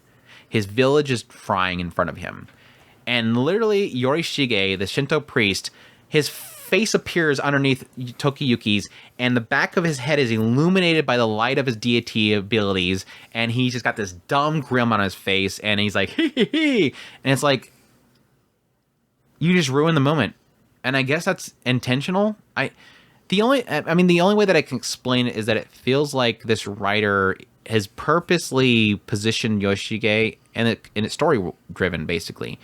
That Yorishige is like the character that is purposely trying to make sure that Tokiyuki does not fall into a dark place.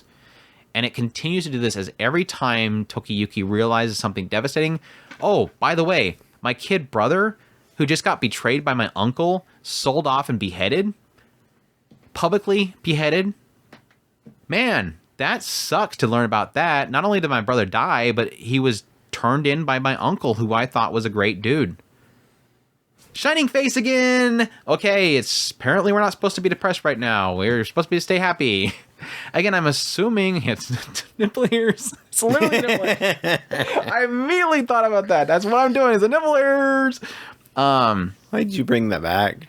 It's the same energy. I'm telling you, you're obsessed with that. It's the same energy. Same energy.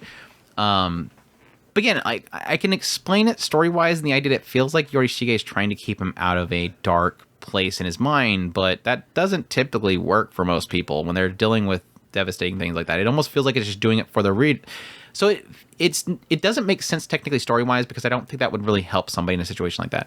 So my assumption is that it's done for the sake of keeping the feel of the show from getting too dark, or vice versa, the manga. And I hate it. I absolutely hate it.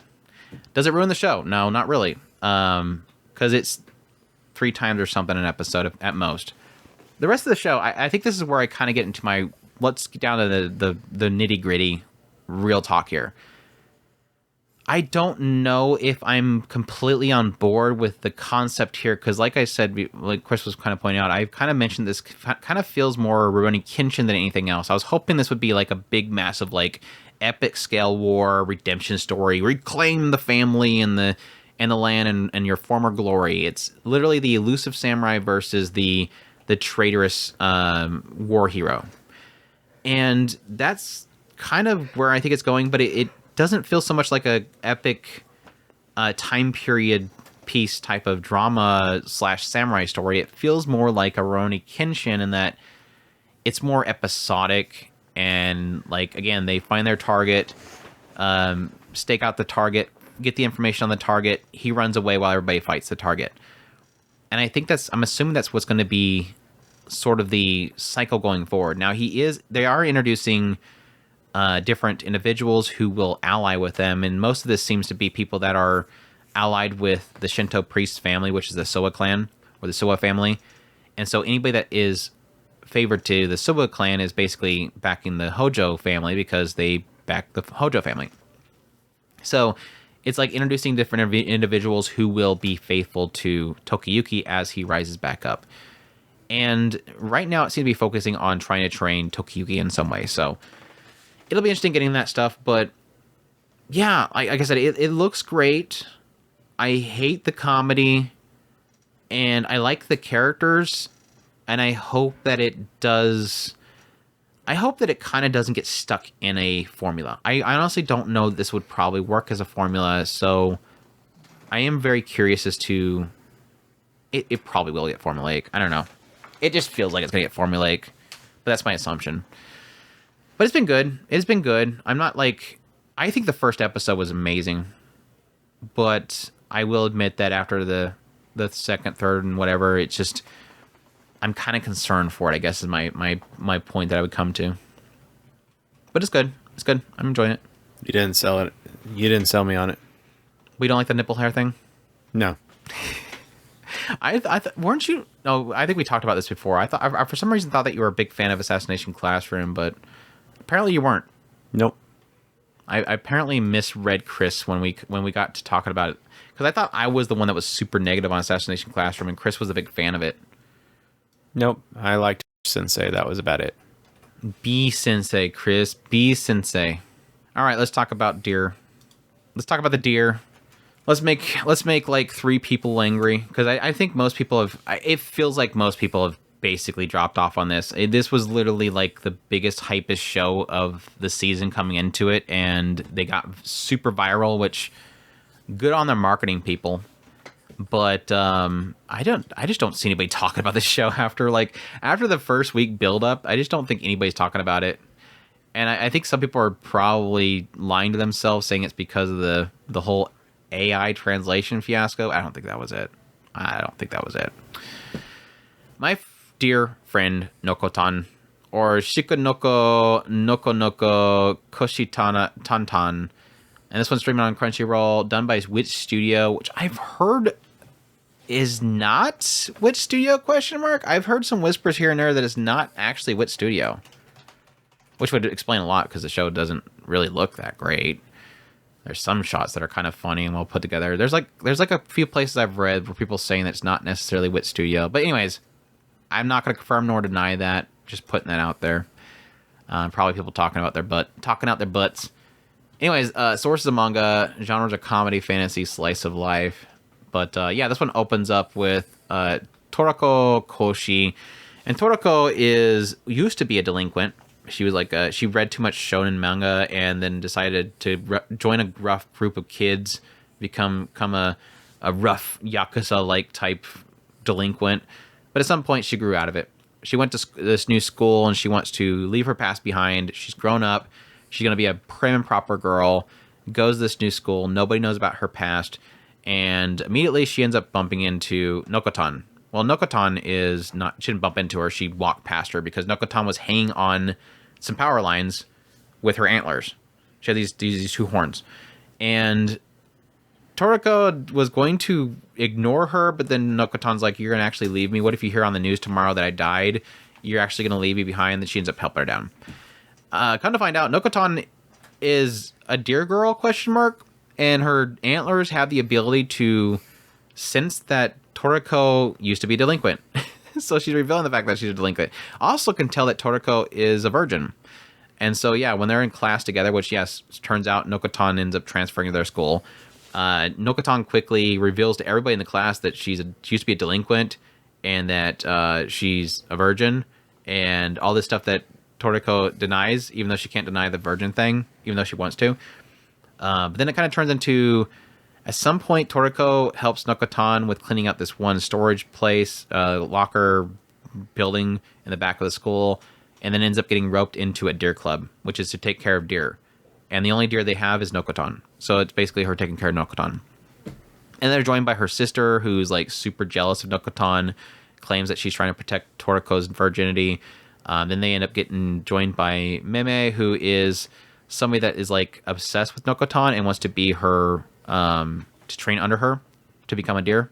And so they have a club of those four. So, thoughts on my dear friend Nokotan, or Shika Noko Noko Noko Noko Tuka. I don't know. It's something like that song. There was a couple times I laughed. There was a couple times I didn't laugh. Entrance. Huh? The entrance. The entrance was funny. The entrance to the class. The entrance was freaking hilarious. And the virgin, because it makes the teacher question it. I might have chuckled a little bit when they were doing the little embarrassing moments quiz between Noko and the sister. The obsessive kind of weird yandere-ish Where did you sister. get pictures of this? Yeah, they had the big game show, and they kept putting up pictures to show proof, and she's like, where the hell did you get pictures of this? She doesn't wear a bra or something like that. And she's like, where do you get pictures of this? Yeah, that I kind of chuckled there. The cracker thing's not working for me. I don't know. I get the joke. I see the joke. It's not working for me. Now, point being, I don't much care for the show. I really did give it a shot. I'm kind of curious about the Neko Yamada lady. I bet you she might be funny. Might be a Tama. I don't know. We'll see. Question is, who's her Seiyu? That's what I'm saying. I'm wondering. Yurika Kubo. Okay. I mean, she's Kaide from Bunny Girl Senpai, and Kushida from Classroom of the Elite. Yeah, I guess her Seiyu would probably do. I mean, I'm trying to think of what her character archetype would be based on the Seiyu, which is kind of a difficulty thing for this particular one. So, other than maybe little sister, cutesy type. But ultimately, the show is really not working for me. So maybe Neko can save the show. I seriously doubt it. But as it stands right now, I'm not really enjoying it. I don't think it looks good. I don't not much of any of the jokes are working for me, so I don't really want to sit here and bash it. Yeah, I mean, goes without saying, as always, comedy's subjective. I think the studio, if it is even what studio, whoever's working on it, there's a lot of it that I think is definitely creativeness that feels like it's from what studio, but there's a lot of it that feels very uninspired and very, very much quickly turn into a show that just looks very standard. And not that it's a bad thing, because with the comedies, I don't really expect it to be like super high detail and, insane lens flares and filters all over the characters that make everything look super realistic and whatnot. And there's a lot of creative moments, like I said, with like the whole entrance to the classroom, which I thought was hilarious. The blood splatters in the closet or the storage room and all that kind of stuff was funny a little bit. I'm kind of in the area, again, comedy subjective, where this show makes me laugh typically once per episode. And that's not a good thing. That's not, when you're talking about a full-length episode, yeah, that's not a good thing. That is one of those things where after you finish the episode, you go, man, I laughed pretty good one time. That's not good for 24 minutes that I'm going to laugh for maybe 30 seconds. So that's where I'm kind of falling. Like the first episode, I laughed at the entrance, which we've seen in the PV, and I was like, that's going to be great. And then sure enough, when the episode came out, even though I knew it was coming, I still laughed because just, again, dorky with the debris hitting the kids on the face and they look so happy. And again, technically what studio or whoever's working on this technically added that because that wasn't even the manga. In the manga, she literally just breaks the door frame and walks up to the front. They added the debris hitting people in the face. They added the teacher having fragments hicking out her head before, again, they mentioned the idea of her being a virgin and suddenly the glass shoots out of the teacher's head. Those little extra things they do, which I thought was really fantastic. Rest of the episode, nope. Go in the next episode. I forget what I laughed about with the next episode. I know, like, with the whole situation with her having her, which I guess would be the second episode, where they were putting all the stuff up on the TV, and literally Toriko's like, "Where'd you get this footage? Don't show this on the screen." She's like super embarrassed the entire time. Get a little chuckle out of me. The whole segment where Toriko was essentially thinking that Nokotan was disguising herself inside of a mecha deer because it was a deer inside the club room. And so she assumed that it was Nokotan inside of a deer mecha suit or something like that because they showed like the deer open up and it's Nokotan inside of it. So she assumed that she was inside this deer. And so the entire time she's trying to get Nokotan to come out of the deer. And so she keeps doing like these stupid things to get the deer's attention or at least Nokotan's attention. And it was kind of funny in that whole regard. And the rest of the episode, okay, that was it. The whole thing around Bashame, don't really care. So it's like, yeah, like I said, like once an episode, I'll get a chuckle, and then the rest of it's just kind of like, okay, just didn't work. Again, comedy subjective. I was super pumped for this show, super excited for the show, and just for me personally, I was very disappointed in it. I don't. There was a side of me that almost wanted it to be, I guess, more fast-paced. There's a side of me that almost wished this was going to be a half-length episode with the same amount of content. Because it feels like they're just doing too much, like 3 chapters of the manga per episode. And I just feel like it's just too drawn out. I almost feel like this would do very well to kind of condense the comedy moments better. Because I will admit that you can see if you look at the manga, they're adding quite a bit of context here. It does feel like each one of the jokes are staying a little too long. Yeah, about 3 times longer, which makes sense. Again, I think it would be great. Same amount of content, half-length episodes. I think it'd be better. I almost felt like this could be better as kind of like a more fast skit-based type of thing. I always want to say Nishijo, which Nishijo I think is usually 5 sometimes segments per episode, if I remember correctly. They were a lot more fast. They're not super fast. Nishijo is not like a super insane, chaotic, fast-paced show. I don't much go for the transition. I don't much go for the chaotic type shows. So yeah. I think there's a happy medium between the two, and I think I almost wholeheartedly agree that this feels like each one of these jokes are just they're meandering a little bit too long. Welcome. Yeah. Overstaying the welcome. But yeah, anything else? I don't think I'll be continuing watching it. There's a side of me that almost wants to keep just for the just the conversation. But again, like I said earlier, I don't see anybody talking about the show. Like, the moment the show came out, crickets. I think people were hyping up about the comedy, hyping up all of the music videos of the juke, which I got sick of that very quickly. It didn't bother me and didn't really change my opinion of the show. I was excited for the show when it came out. And then crickets. So maybe it's just outside of our circles, but it's like, I'm kind of glad that it just died away, because I'm like, I didn't want to be the oddball out. I really felt like when I watched that first episode, I'm like, this is gonna suck, because I know this. I just have a feeling everybody else is gonna be super into this, and I'm just gonna be not being into this, and then I'm gonna feel like the oddball out, and it's gonna suck. Well, and that's pretty much how I felt. I'm sitting here watching her hang on the stupid power line, and I'm like, this joke's not working. This joke's not working. Please get to something funny, or get to a joke that I will find funny.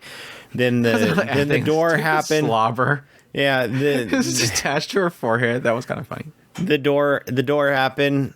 I busted up laughing. I'm like, thank God this is going to be funny. And then it just went downhill. And every episode since then, I mean, yeah, like Andrew said, I'm in a similar boat where every once in a while something will be semi absurd enough that it would be like, oh, you caught me off guard there. That's kind of fun. But outside of that, it's just not working. That's my dear friend. Let's move on to Sakuna. Probably one of the more, not like a super shocker for me, but I am very pleasantly surprised how much I'm enjoying this one. That's not what I want to do. I think I made an outline for this one, because I think I made a video. No, I don't think I made a video on this one. I don't think so. No, I talked about it in my my top list. That's where it came from. Anyway, Sakuna of Rice and Ruin, Tensui no Sakuna Hime. This one's running for 13 episodes, done by PA Works. It's the third show. I think we talked about the other two, right? What were the other two? We talked about we haven't talked about Mayonaka Punch. We haven't talked about Not a Night. So this is the only one this is the only PA Works show that we've talked about yet. It was like the one that I didn't think I was actually going to enjoy, but it ended up being the one that I liked more than the other two. So that was kind of a shocker. But yeah, Tensui no Sakuna Hime. This one's running for 13 episodes, done by PA Works. Source is a game. Genres are action, fantasy. And yeah, this one opens up with Sakuna Hime, as the title leads you believe. And she is like this goddess that is living in this kind of celestial plane, where we kind of have this discussion about, obviously, the humans, the existence for the humans, the lowly plane, and there's existence of the divine plane, basically the high beings. And every now and then, Kamuhitsuki, the main goddess, would come down and kind of give directives to each one of them. And Sakuna always ends up being selected to be the one that will bring the rice harvest, because yes, Sakuna's mother was like the harvest goddess, and she harvests a whole bunch of really good rice. And Sakuna's basically been living off that rice. She's got this massive storehouses with all this rice, and so every time there's a new directive for rice, it goes to her, because she's just living off what her mother stored up. Being super lazy. There's like this concern that she might want to eventually, one of these days, go out and actually learn how to make that rice, because eventually you're going to run out of that rice. But she's living off of it. Well, at some point, this bridge that bridges the existence, the plane of existence with the humans and the goddess, kind of, this bridge keeps appearing every now and then.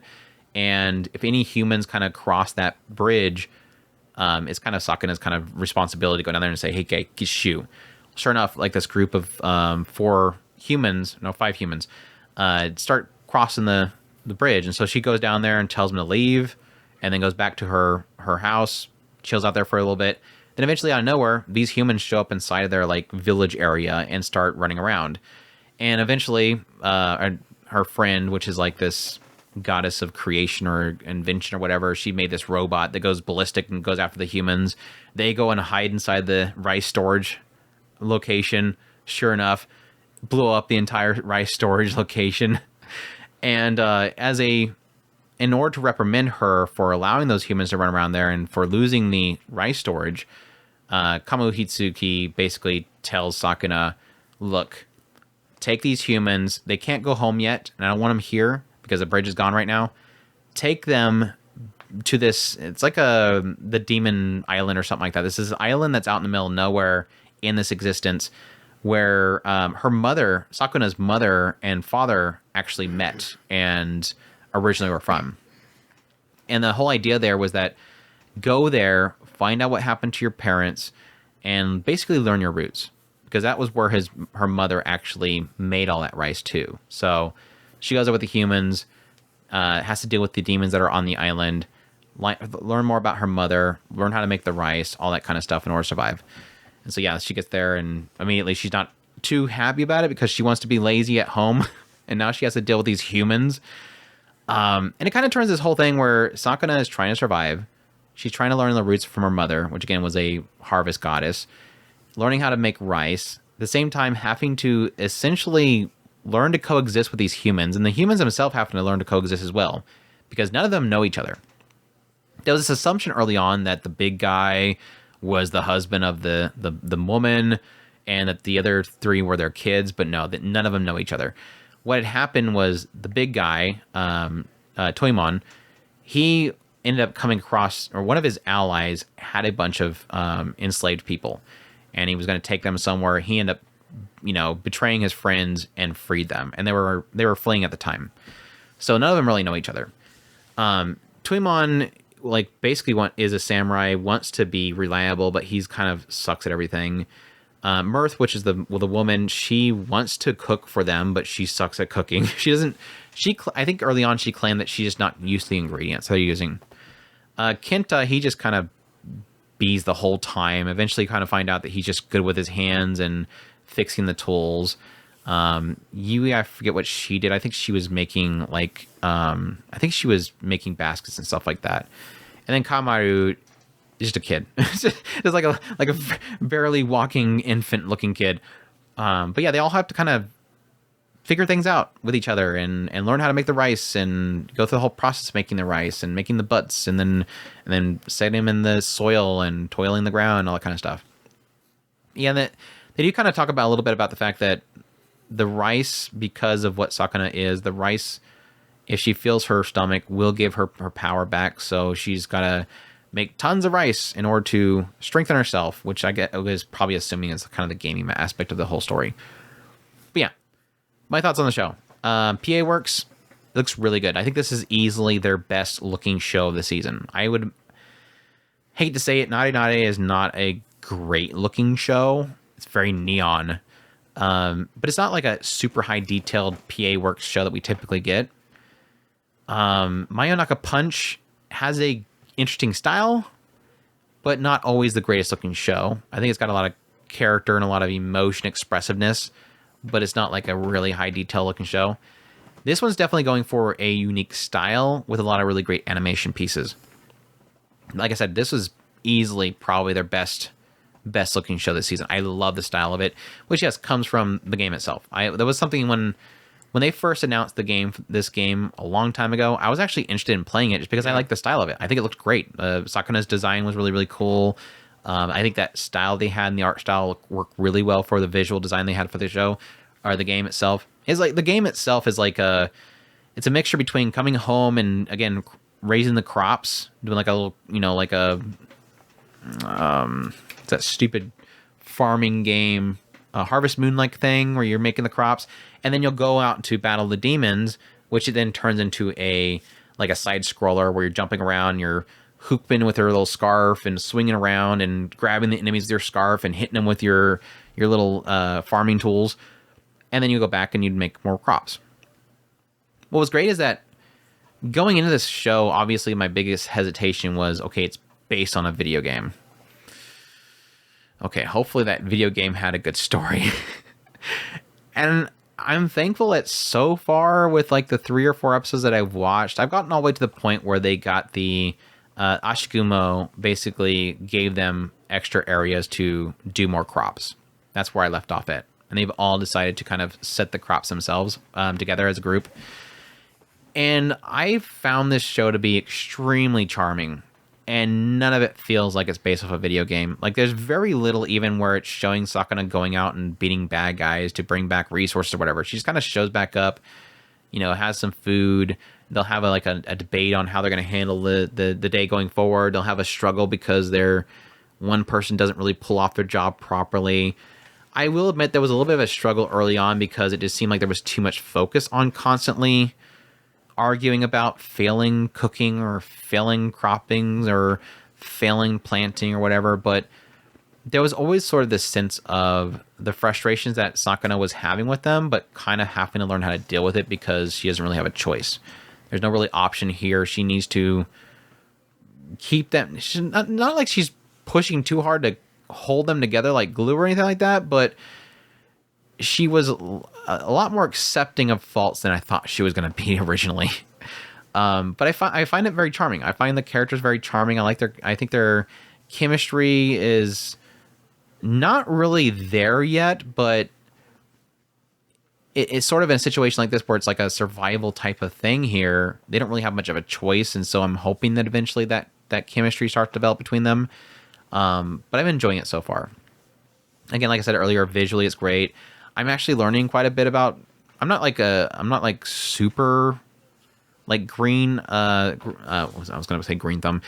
Super uneducated about rice, but I know a little bit about rice. But I'm still kind of learning quite a bit about the process of making rice that they're kind of doing. It doesn't feel like it's too much. It seems like a decent kind of overview of each of the steps, which I do really like. And yeah, like I said, I find it very charming, very visually pleasing, and I think my biggest question mark is what the overall story will probably start getting into, which I'm assuming is going to be probably, I don't know, maybe how her parents met each other. I think it implied, I think they said that her father was a god of war, and I think her mother obviously was the god of harvest. And I'll be curious what all that leads into, because they're implying that this island has always been overcome with demons. There's also another subplot that the balance of the balance of how well the world is going, either on the celestial plane or in the lowly plane, always balances. So if they implied that there's constant war and famine happening in their world, which will negatively impact the world they're in. So I'm curious how that might play into something, or if it even means anything. But again, very surprised how much I'm enjoying it, even though it's based off a video game. Hopefully it has a good storyline with this one core. I don't know if it's covering the story pretty well so far, if it's going to be able to fit into 13 episodes. I guess that's going to be the massive question mark there. Because we all know that PA Works isn't really known for doing multiple cores if it's not their own property. So there's a lot of adaptations they've done where they only do a single core, but I hope that they cover most everything, or at least have a really good payoff moment. And hopefully Coco Roa ends up joining her at some point, because she was really cool. She seems like she's thirsty for Sakuna. So again, she's like the inventing one. So yeah, I'm really enjoying it. Looking forward to more. It's Sakuna of Rice in Ruin. Plus-sized elf. Elf-san wa wasa raranai. Streaming on High Dive, earning for 12 versions. I was reading the next words. 12 episodes. High Dive has the uncensored version. My brain just kind of skipped to the last word.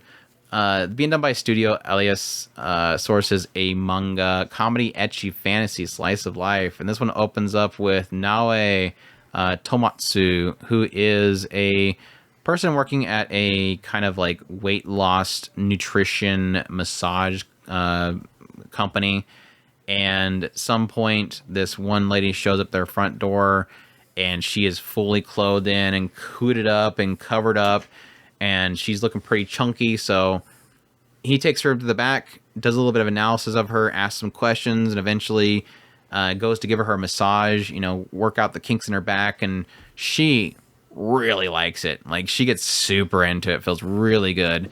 And at some point, the beanie that she has on her head that's covering up her head falls off and exposes her pointy ears. Shaku, she's an elf. a big chunky elf. Well, come to find out, apparently she went through this portal to go from her world to our world, all for the sake of not invasion, which he immediately thinks, but no, to consume French fries, because our world has yummy foods, and she likes French fries. And the unfortunate thing is that even though it's really easy to go back to her previous world, which she needs to get back to, apparently this portal has a weight detector on it, and they have to basically be the same, pretty much the same height and weight and everything as they came through. Otherwise, they doesn't think they're a real person.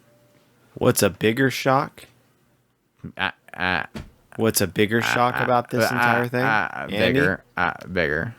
Is that where you would think that meeting an elf would be a once-in-a-lifetime thing, now suddenly this elf has given him main character syndrome. And so now he's meeting every unique species of all time. That was the weird thing, because I thought that the way that they were kind of playing it out, I almost felt like she was like a new thing. But then it feels like it's normal that there's animals everywhere. They're like everywhere. And he's bumping into all of them. Like he's literally like, holy crap, she's from another world and they're invading and she has to explain the teleportation system. It's like, but it seems like this is normal in this world. Like you have the chick down the street, she's selling plants. She's I forget what they call them. Like Freesia or something. Yeah. She's like a plant lady and she got a plant on her head.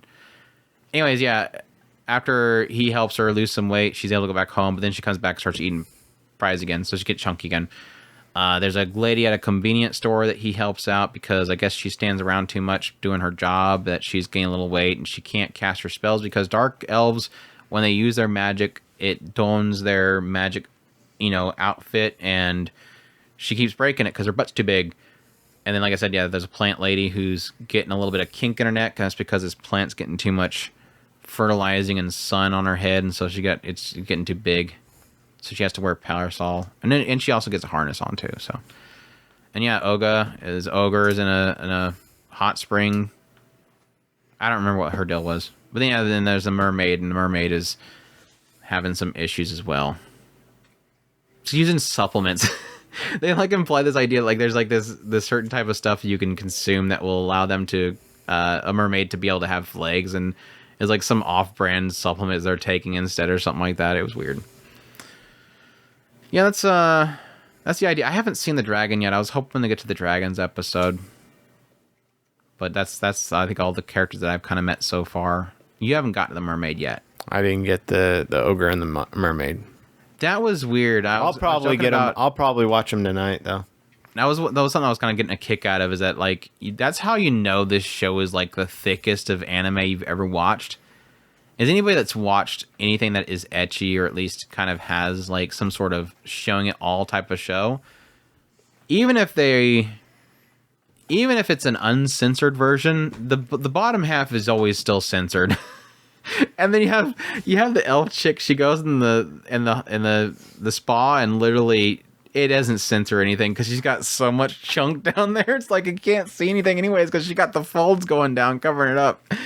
I was like, that's how you know this show is extra thick, is when they don't even have to censor anything because there's so much flab there. So what's your thoughts on the show so far?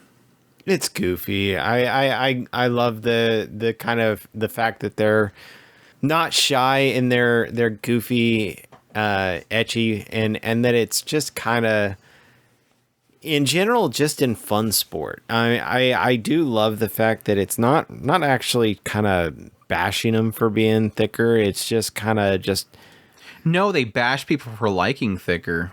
Yeah, they do like bashing the people who He's like you thick. guys are beautiful just the way you are, and they're like, wait, so you like a snake that looks like it's gorged itself on something to be? You like what was it? What they call them, like dumpling butt or something like that? It's like I want to go check I want to assume in the manga it's the same way, but it's like you could just see somebody going, man, yeah, some thick elves, man, look at them.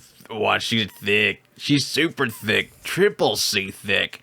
And then they get to that one page and you're like, hey, that's me.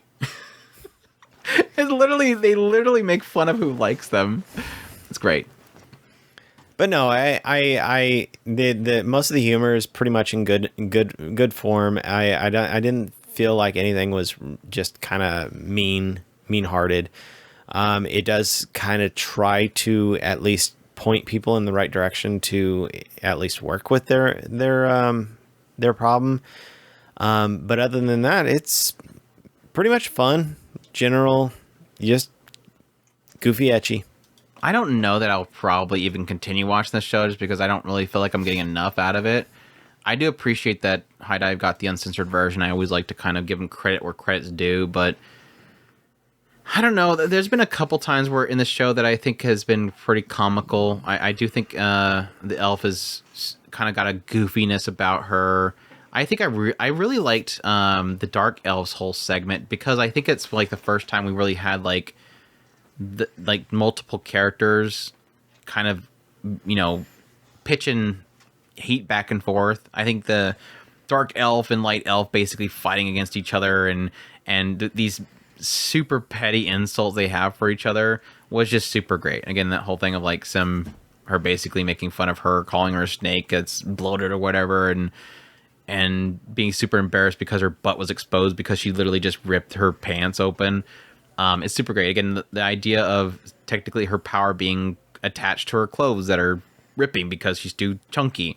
It was fun, but outside of that one spout between the two of them, like that one moment in the convenience store, the rest of it's just like whatever. I mean, I think one of the other issues the show has is that it's not a great looking show.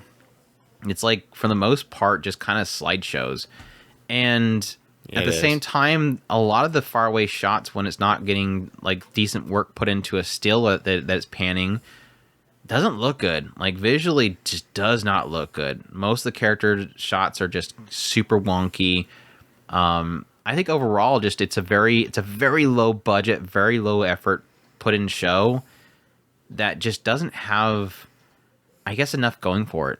I mean, I get a chuckle at the whole chunky fantasy character concept and the elf's obsession with French fries and the sacred potatoes that are technically vegetables, but just not enough here to really kind of really get invested into, nor does it have enough good shots to even account for being a solid ecchi either. So I'm not really getting much at all from it. That's what I was saying. I was kind of hoping to get to eventually some of the characters, like the I'm guessing a fox girl or the dragon girl, and see possibly if it'll mix things up a bit more. I think its biggest fault is that it needs a chemistry, and I think Noe, the main guy, he's just not enough. Like, he just doesn't seem to do much to really add to the flavor of the show, and I think it needs the other character to kind of bounce off each other to really get some good comedy going. So, and again, they only really did that one time.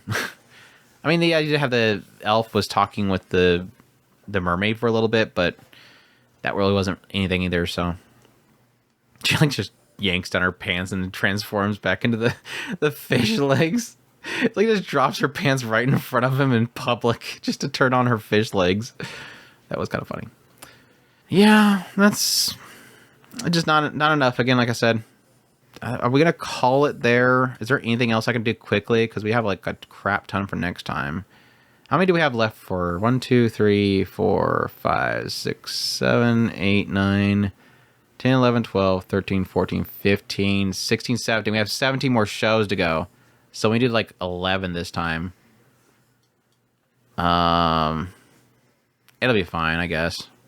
Just be an extra long podcast next week. We'll see how it goes, but that's what we're going to cover for the day. Hope you guys enjoyed these first impressions of the summer 2024 anime season. We appreciate you guys' support. OtakuSpirit.com, that's where all of our links are. Social media links, ways to get a hold of us, ways to support us. We greatly appreciate everybody that supports the channel. Thank you guys for checking us out. Hope you guys enjoyed, and y'all take care. Os.